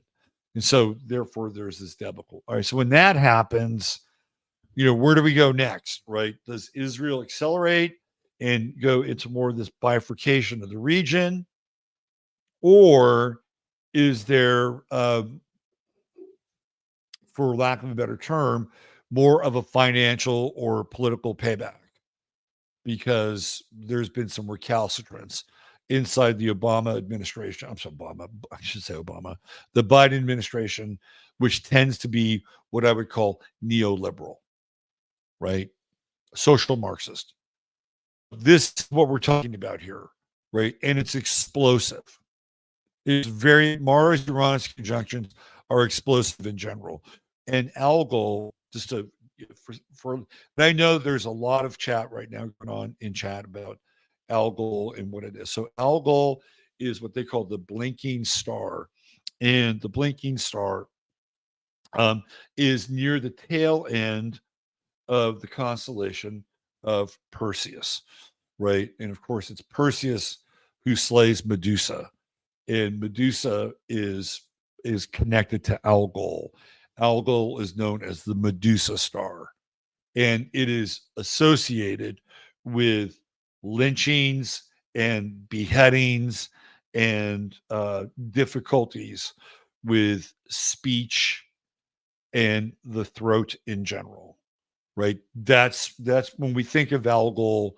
Those are the things that we think about with that fixed star, right? Because it is cut off from the head. And I've talked about this before. We get the word alcohol from alcohol, right? And when you have too much alcohol, you lose your head. So that's another component to this. So it's a really interesting um, energy, right? Now, what's fascinating is that once Perseus is able to essentially uh, cut the head of Medusa off, he uses it as a talisman, right? Because when people would see Medusa, they would turn to stone. That was the whole thing. So he'd take Medusa out of the bag, right? And then use Medusa as this talisman because he conquered Medusa. And I don't really know what that means on a kind of a mythopoetic level. Maybe if I thought about it, I might be able to. But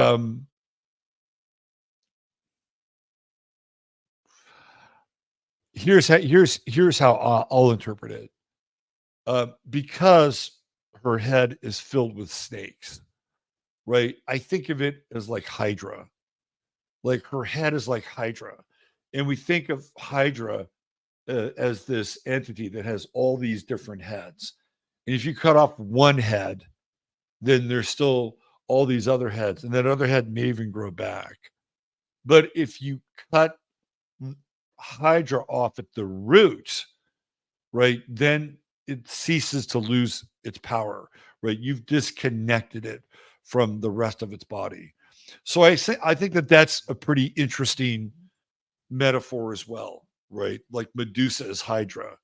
And it feels to me like this, you know, crazy, fucked up, convoluted world that we're in is a version of Hydra, that there are all these different bodies and heads that represent all these different either families or factions, you know, and they're all kind of there and all kind of working together, right? Sometimes the snakes will turn around, they'll hiss at each other. But the key is to like cut it off at the root. And you know, this is another way to look at this. Right? It's another way to look at this example or what's coming. So here's what I'll say. Whatever happens come 15th through the 17th, I would say that reserve judgment, and think of it as the blow that cuts off the root of Hydra. And it may not look like it on the surface. It may look like economic crash. It may look like, you know, all of a sudden we got a widening war. It could look a lot of different ways, right? Specifically, though, these are the areas that we would be talking about because Taurus also represents money, hard assets, banks versus soft assets, also banks. That's in the mix, right? But think of what happens as perhaps delivering a blow to the root of Hydra. We'll frame it in a positive terminology, right? We'll frame it positively. But look, whatever happens, man, this is some heavy duty fixed material coming up here. Come on. Come on. Look who's here. Oh, the man. The man is back. Yeah. You were very welcoming yesterday to everybody. You were like an ambassador. Yes, you were. All right, boys and girls, we'll buckle up and we'll see where that takes us. We'll see where it takes us. All right. Why don't we do this? Let's take a look at good old Joe. Good old Joe Biden. We're going to look at his natal chart.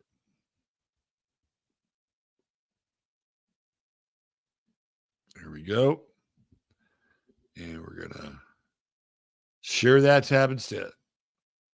We're moving on to Joe. So one of the things that, well, Mars and Uranus are going to be opposing his sun. He's done. As much as, look, I keep thinking that they're just going to trot this guy out. They're going to ride him out to the end. But with this Uranus opposition with Mars to his sun, I think he's done. You could just see that right there. Right there. But let's talk about the chart in general, right? I mean, I think what we see with Biden is this image of Scorpio that won't die, right? Like he's not, whether it's him or Jill or Hunter or, you know, the compendium of the Biden crime family, he is not going to die, right? He's not, he's like, no, I'm going to stick around. I'm going to ride this thing out. He's got Hunter advising him. He's got Jill advising him, right? He just thinks that he's going to be able to continue to do what he's doing. Now, you know the story of the scorpion, right? It's the scorpion and the frog. And the frog is on the bank of the river, and the scorpion wants to get to the other side of the river. And the scorpion says, "Hey, I really want to get to the other side of the river, and I know you're heading that direction. Can I get a lift? Can you just get on your back and get a lift?" And the scorpion says, "Well, why should the frog says, why should I do that? You're a scorpion. Like you could kill me." And he says, "No, well, listen, if I kill you, then I'm going to kill me. It makes no sense, does it? Right? So, I'm not going to die. I don't want to die." And the frog says, "Well, you got a point there. Well, all right. All right, well, get on back. I'll give you a lift." So the scorpion gets on back of the frog. Frog starts swimming. You guys know the story where all of a sudden, wham, he feels the stinger of the scorpion, punch right through his, watertight hide, right? And then, of course, the venom starts to come in, and he looks back at him and he says, "Why? Why? Why did you do it?" And he said, "I'm a scorpion. It's my nature." And he says, "I can't help myself. It's my nature." And this is Biden.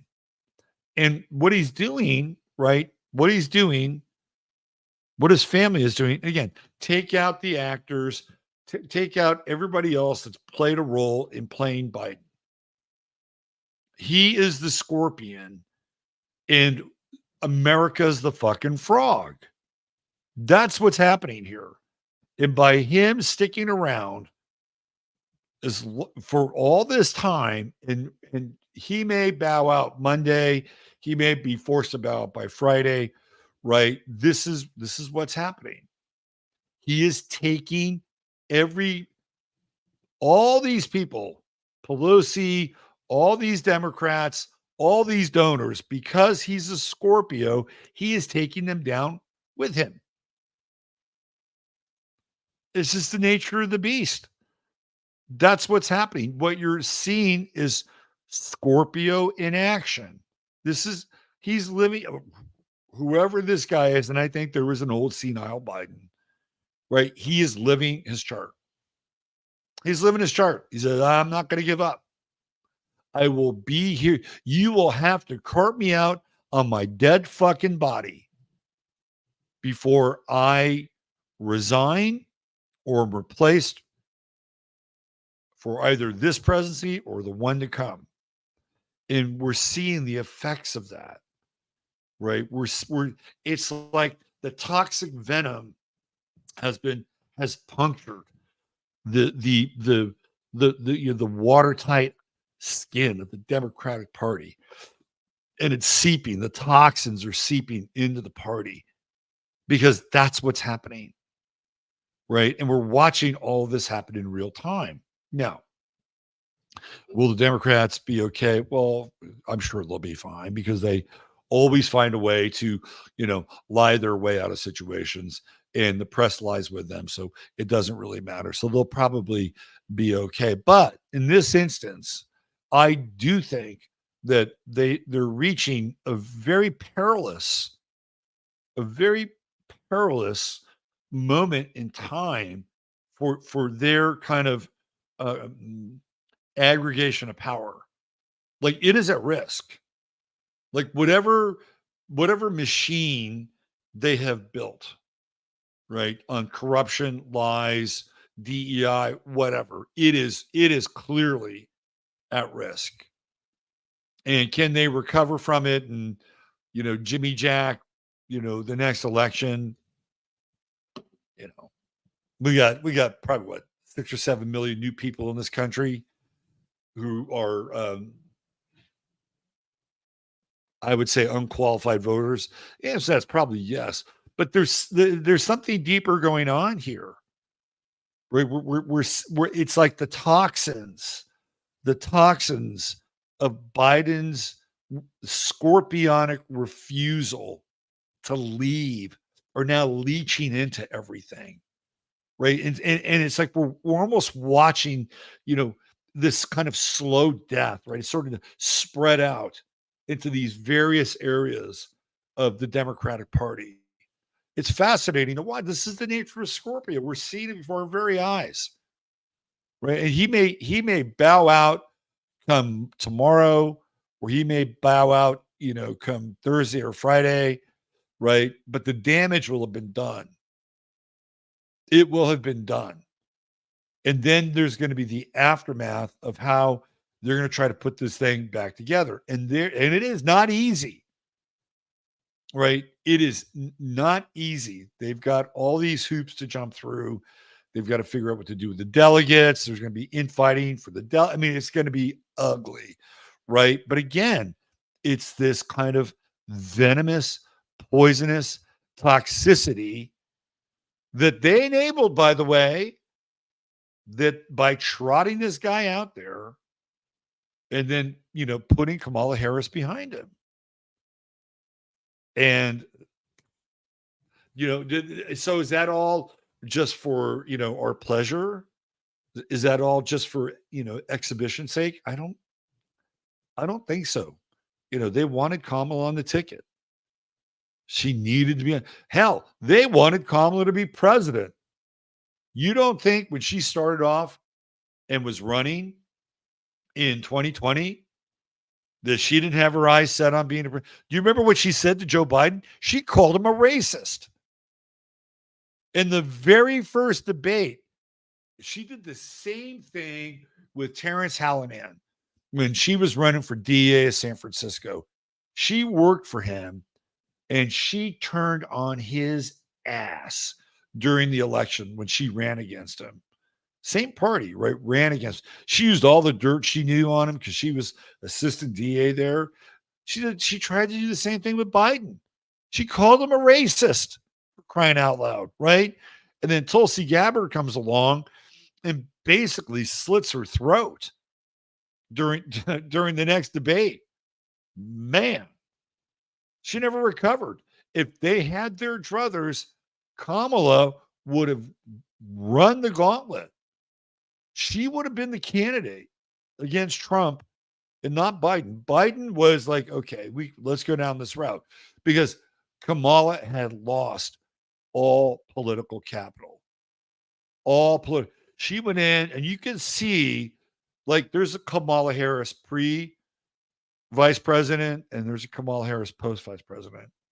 And the Kamala Harris that we've seen post-vice president is a joke. She's a joke, but I think she's a joke on purpose. If you look at her pre-vice president, she's hard, she's tough, she's nasty. When she was in the Senate, she would just, grill people right and left. And she was doing the same thing during debates. She thought she was hot shit. And then Tulsi Gabbard came along and literally slit her political throat. So they wanted her. And they say, okay, well, she couldn't be president. We got to get her on the ticket. She'll be the Veep. And that was decided. That was decided long before they made her the vice presidential candidate. Anyway, the toxins are setting in. This is the nature of Scorpio, and it's part of the chart. He's a Sag rising, and he's always been very glib, right? And I think Sag rising people a lot of times can be very avuncular and very I don't know. Sometimes Joe Biden has always been great as being the phony moral crusader, right? You get that, I think, with Sag rising. And he's a complete, backroom guy. He's a backdoor deal, behind the scenes guy. 12th house. That's where Biden's power comes from. It comes from the 12th house. It's all these deals that he makes, whether it's a credit card company or, whether it's with Ukraine, whether it's with China. He's been doing this all his fucking life, right? And as a result of this, he has accrued a tremendous amount of people who have benefited and prospered from his backroom deals. So he has allies. He has political allies because they have made money along with Joe Biden. And that's why they're so loyal to him, right? Like Ron Klain, the guy who was his chief of staff, long time political ally, big Democratic fundraiser, he has been like this with Biden for a very long time. So it's just a byproduct. Like his power is ultimately a byproduct of all these deals that he's made through the 12th house. Look at his 8th house. It's all like, super shady, right? Jupiter in Cancer, 25 degrees. What's it doing? Trine in Mercury, trine in his sun, trine in Venus, right? Again, all behind the scenes, other people's money, shadowy. Biden is a classic example of somebody who is operating in the shadows and accruing a fair amount of power along the way. Now, it was never enough power to beat Barack Obama as he ran against Barack Obama for president in 2008.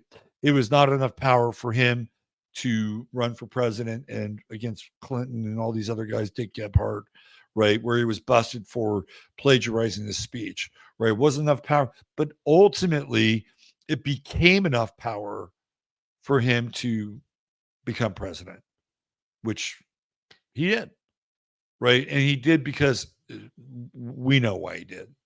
But wasn't just the fact that he was going to be malleable and that they could, run, their program with, Chauncey the gardener. There were people who wanted payback.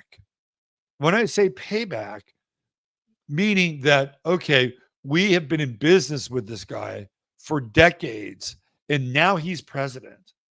So now it's our time to be able to get in on any of these deals, whatever they are, whether they're arms, communication, pharmaceuticals, right? Their loyalty and their willingness to do business behind the scenes was like, okay, now it's our time.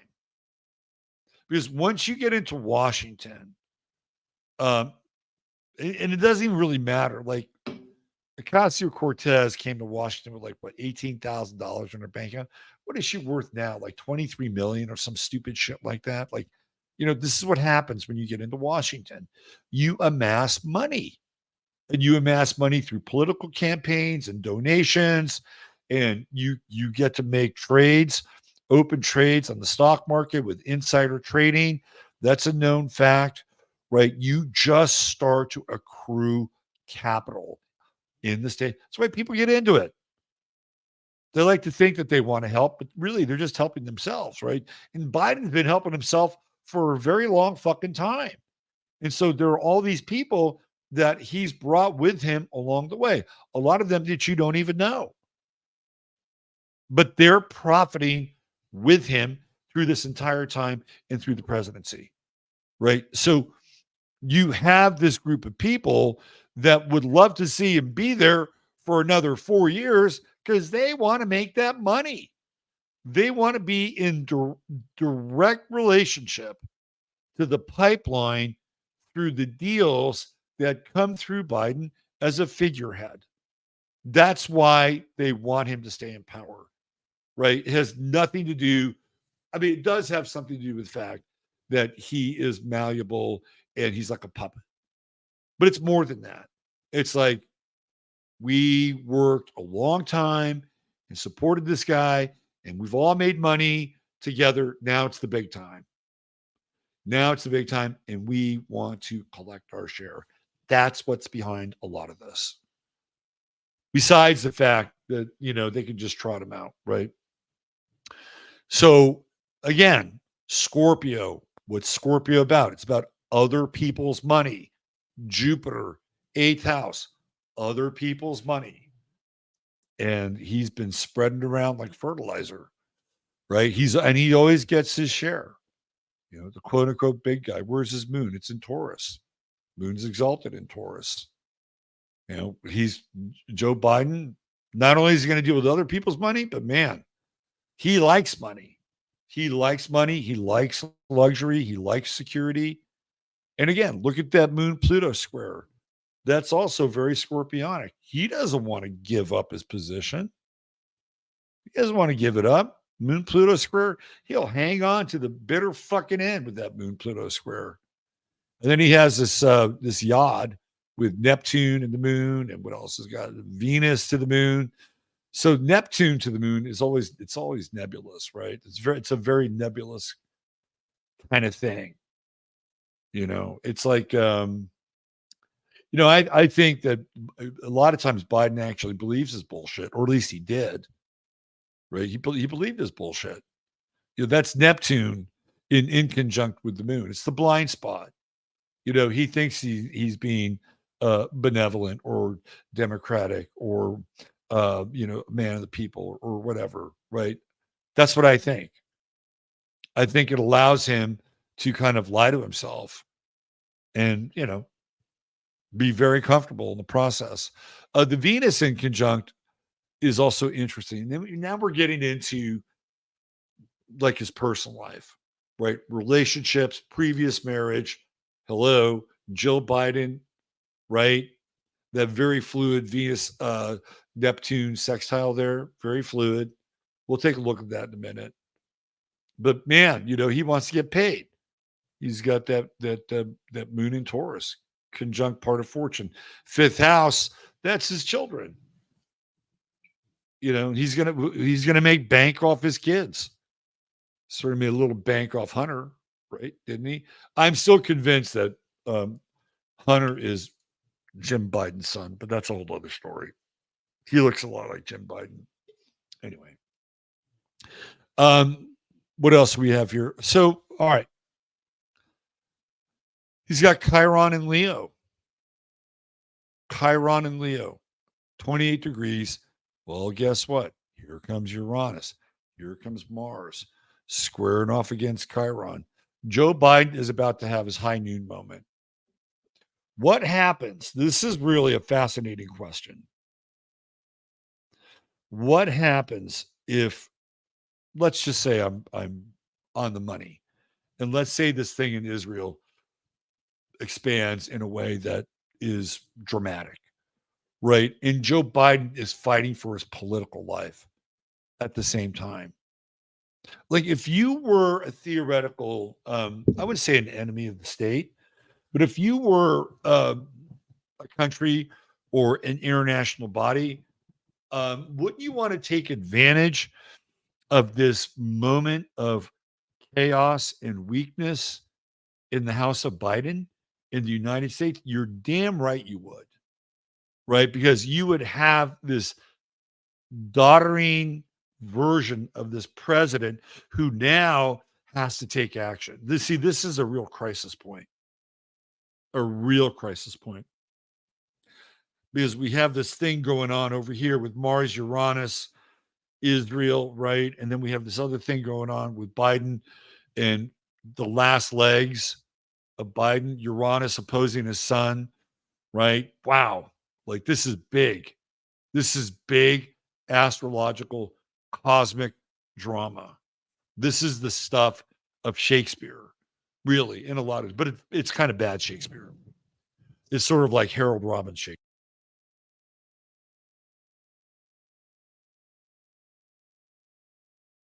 Oops. That's what we're dealing with here. And we're at a crisis point. And it's not just a crisis point with Mars and Uranus, and then, of course, the conjunction with Israel's sun and all that stuff, right? It's also a crisis point with Biden and his chart and everything and since he's the freaking president of the United States, it's our crisis as well. And being that he's a Scorpio, right? Going back to the story of the scorpion on the frog, he's going to take the frog down with him. That is the narrative that we all need to pay attention to. Now, some of it could be just limited to the party and all the hangers on and the people that want to continue to make bank off of them, the money train, the Harris, whatever, right? And if it's limited to just that, great, hallelujah. But if it spreads out and it literally poisons the rest of the country, we're in trouble. We're in trouble here. we're like in this moment of real vulnerability because, and it's not just like all of a sudden Harris takes the reins, right? Like this is a moment of real flux. And you have these other energies that are being activated. And I'll use the word internationally. We're headed into a very weird place. Now, if we had solid leadership, right, and these other aspects were happening, then the solid leadership might just come in and say, okay, look, here's what we're gonna have to do. We're gonna do this. We're gonna cut off aid here. We're gonna whatever they're gonna do, right? But we don't have that. Like we don't have that. And even if you think somehow, Obama is running the whole show, right? There is just a weird chain of command and channels of communication and all these things that have to go on in order for um like business as usual or business as unusual to happen. And again, you could say, well, it's all scripted. How many times does a movie follow the script that's written for it? Hardly ever. But the only time it does is Clint Eastwood, when Clint Eastwood shoots a movie. He'll let people change dialogue a little bit, but it's like, here you go, here's a script, let's shoot it, let's go. Right. So we know that movies have scripts, but they don't often follow the script when they start shooting. This is what we're talking about here. So to say that everything is scripted and well, here's the actors, here's the script, this is gonna happen next. There is some truth to that, but scripts change. Scripts change. People want rewrites. People want bigger parts. I want better lines. I don't like this line. Who was it? Matthew McConaughey. Good example. Scorpio. Matthew McConaughey's rise to fame is really interesting. So he's going to UT, and I think he's studying acting and film at UT. And he's at a bar one night with this woman, and the casting director of I'm having my moment now. Fuck. Dazed and Confused. So I was dazed and confused in this moment.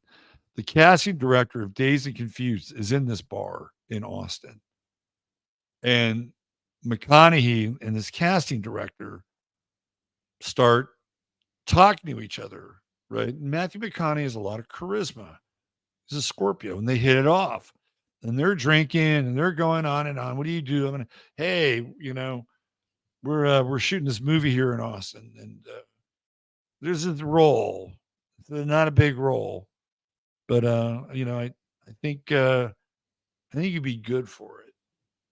Why don't you show up tomorrow? And here's right. So McConaughey shows up, and he becomes Wooderson, and he's so good at being Wooderson that they have to write more lines for him. So this is what I'm telling you, right? The movie is scripted, right? The movie is scripted, but it doesn't always go according to the script. I'll give you another example. Full Metal Jacket. The guy who plays the drill sergeant, F. Lee Ermey, wasn't supposed to be F. Lee Ermey. It was this other guy, right? But F. Lee Ermey was so good at being the drill sergeant and training these guys that Kubrick and somebody else, it might have been Leo Batali or whatever, looks at him and says, hey, F. Lee Ermey should be playing this guy's role. And F. Lee Ermey kind of knew it, right? He kind of knew it. And so, yeah, there was a script, there was an actor, there was a player. Guess what? He's gone. And now F. Lee Ermey has his role. And then that guy plays the madman in the helicopter firing the fucking machine gun. We still kept. So I guess what I'm saying is that yes, these things are scripted, but a lot of times the scripts don't go according to plan. Somebody's role is reduced. There's a new role. There's new things that are going on and that are introduced. Not everything is a pre-produced movie that we're all just watching. Some of it is, a lot of it is, but some of it is a byproduct of things that change. You know, if we really take this idea of the zodiac to heart, what do we have? We have fixed, we have cardinal, and we have mutable. And if everything was just a movie and it was all scripted, we would just be fixed. We'd just be living in a fixed world and we'd be living with four signs: Scorpio, Taurus, Leo, and Aquarius. And that would be it, right? But no, we've got mutability.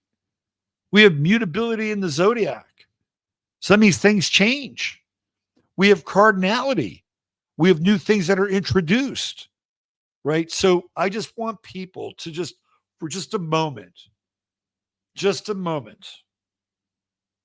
unhook your brain from this idea that this is all a script and it's all a matrix and everything is just going to go in one direction and you have absolutely no say in it all. And there can be no variation. There can be no um, free radical, right? There could be no variable in any of it. For a moment, unhook your mind from that. Just unhook your mind from it. Because the script isn't always completely written. Okay. It isn't always completely written. Now, did they say, hey, we want Biden, we want Harris, and we're going to run this thing? Was that part of the script? Oh, I'm sure it was. I'm sure it was. But we're in a different part of the movie now. And astrologically, everything is different. Everything is different. And Joe Biden is in the throes of this astrological maelstrom that is also connected to this greater maelstrom, which we're talking about with Jupiter, I'm sorry, Uranus, Mars, Israel. We throw Donald Trump into the mix too, because all that's happening on his midheaven, squaring his Mars on his ascendant, right? So Trump's in the mix here too. Boys and girls, it is going to be a wild 2 fucking weeks at the very least. Hold on to your hats. And when you think things are going to go a certain way, just wait. Just wait. Wait a day. Wait 24 hours, wait 48 hours, and wait for the next thing to hit, or the next thing to hit, or the next thing to hit. Right? Because I feel like that's kind of where we are. And the Scorpio effect of Biden, I'm just going to bring it right back one more time. The Scorpio effect of Biden is the venomous toxicity of him hanging in there for so long beyond his expiration date that it's seeping in to the system. And it's not a bad thing. It's not a bad thing. All right. What do we have here? Somebody's talking to me. Frozen, but audio okay. All right. Let me go in and do a quick reset. We'll come right back, and then we'll get into Joe and Jill's chart, and then we'll wrap her up for tonight. All right, I'll be right back. Hold on.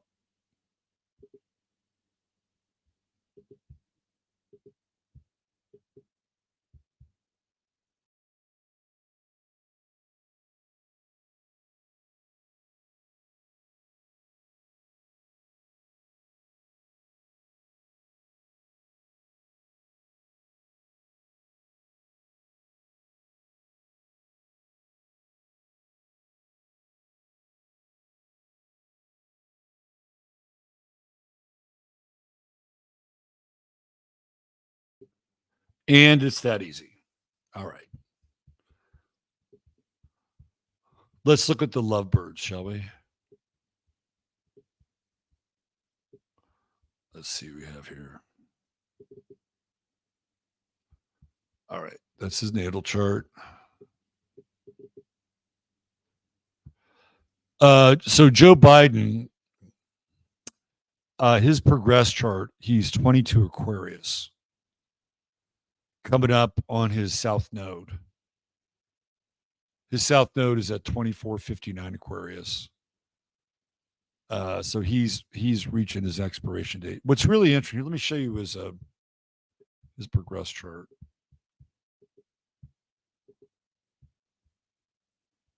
Hold on, bring it up here.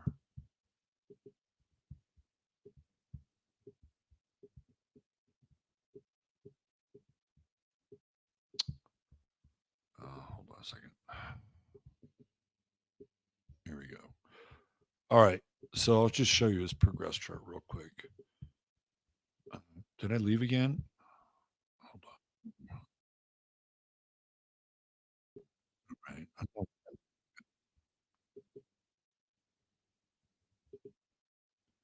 Okay. Here. Hello. Now I'm here.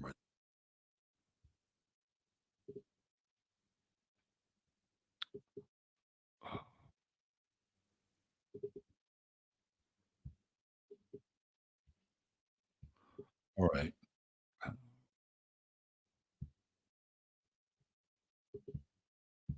There we go. No. No. What the hell?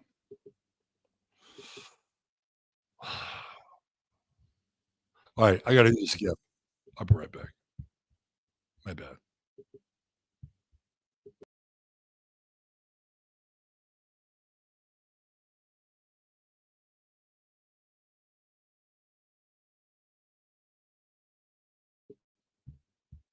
Okay. Now.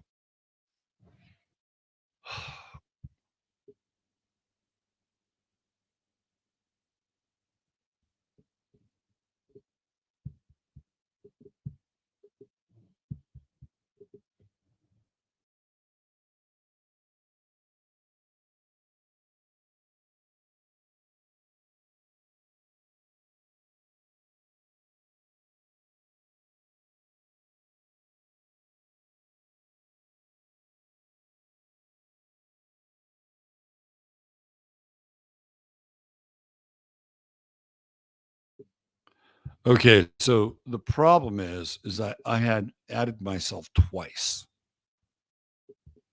and that was a bit much, a little overkill. All right, let me give you a look at his progress chart. Uh, hold on. Here we go. I had 3 stream yards open. All right, let's look at his progress chart. That's not it. There we go. Okay, so he just basically went progress Pisces on his ascendant. It's like, see ya. Like, fade away. Adobe Gray, fade away. That's what Joe's supposed to do. Right? Just dissolve.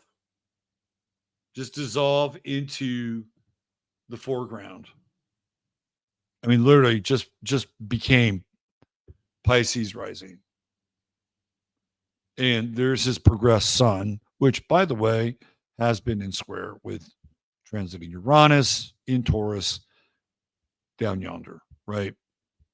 So he's basically theoretically, although he may not make it, 2 years out from conjuncting with that south node progressed. To me, the thing that's the most interesting is how his progressed ascendant is Pisces.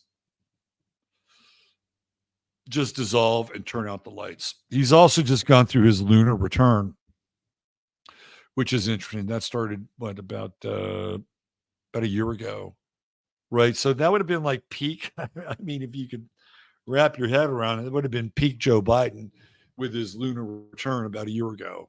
If you can wrap your head around that.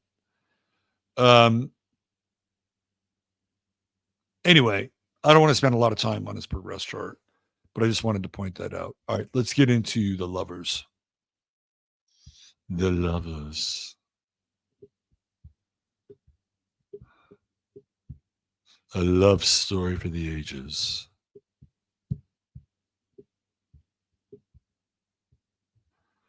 Joe and Jill. So this shows, I just want to show you how much influence Joe Biden has on his life. So this is Joe Saturn in the 7th house in Gemini. And look what she's got a fucking army. She's got a little infantry around this Saturn in the 7th house. Sun, right? Sun conjunct Saturn, Mars conjunct Saturn. Who's running that relationship? Right there. Dr. Jill is running that relationship. Remember, Saturn is power contract. And right now, she is running the negotiations. Now, Hunter is going to be down here somewhere, right? Aquarius, but we're not going to talk about him. It's not about him. But look at that. Like, she is running the show over here. Big time. Where's her Venus? Her Venus is right there on his Jupiter, right? Like 29, was it 29 Cancer? So 8th house, what do we know about Venus in the 8th house? Secret relationship. So he was probably banging her when she was the babysitter. I have no doubt about that. Astrologically, we can make a very strong case for that, but also for her to profit off of his Jupiter, which is again 8th house, expanding through other people's money, right? Family business. She's tapped into it, right? She has tapped into the man. She's running the show over here in the 7th, and she's tapped in, right, to Jupiter, opportunity, other people's money. I would say clearly this is a power behind the throne.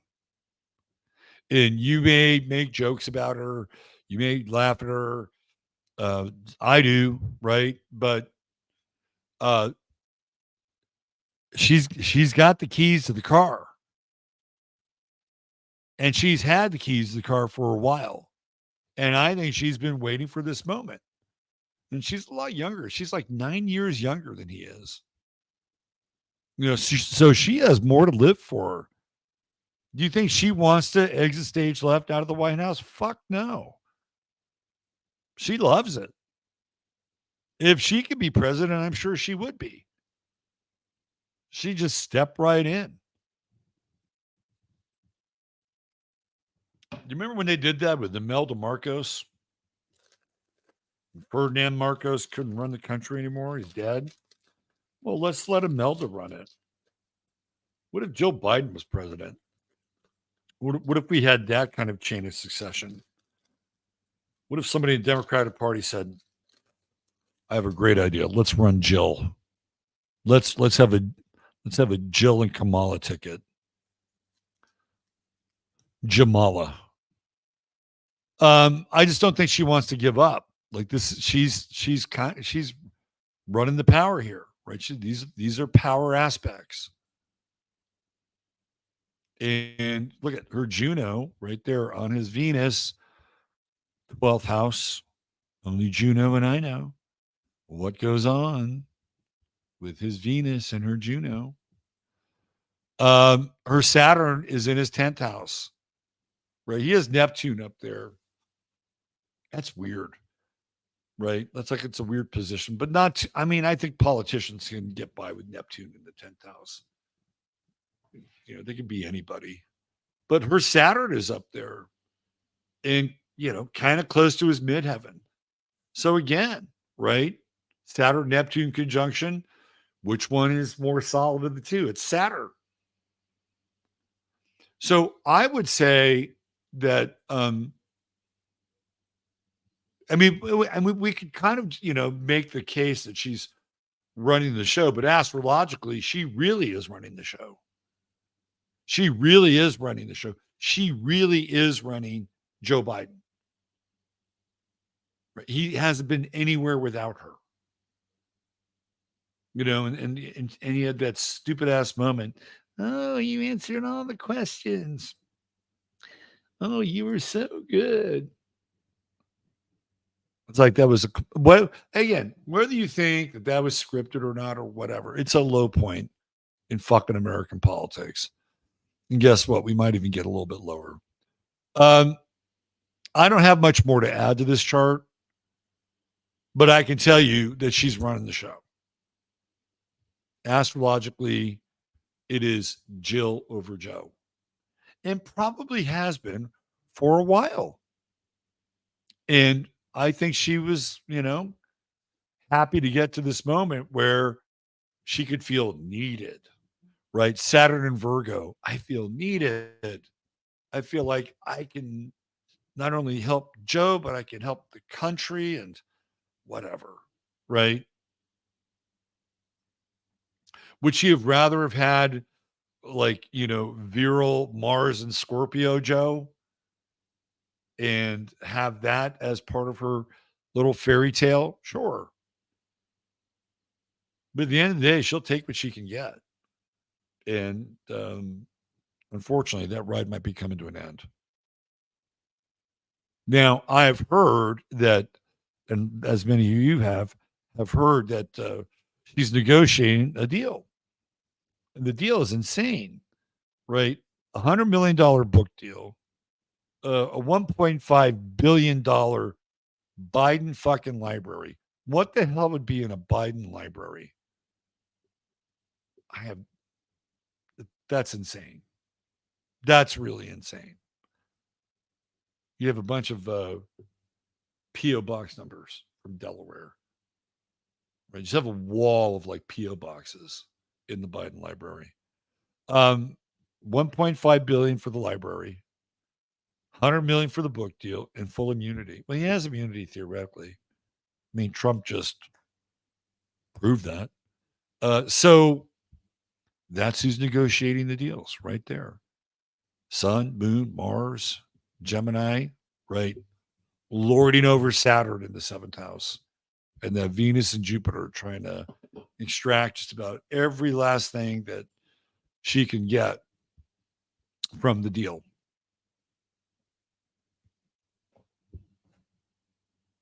What are you going to do?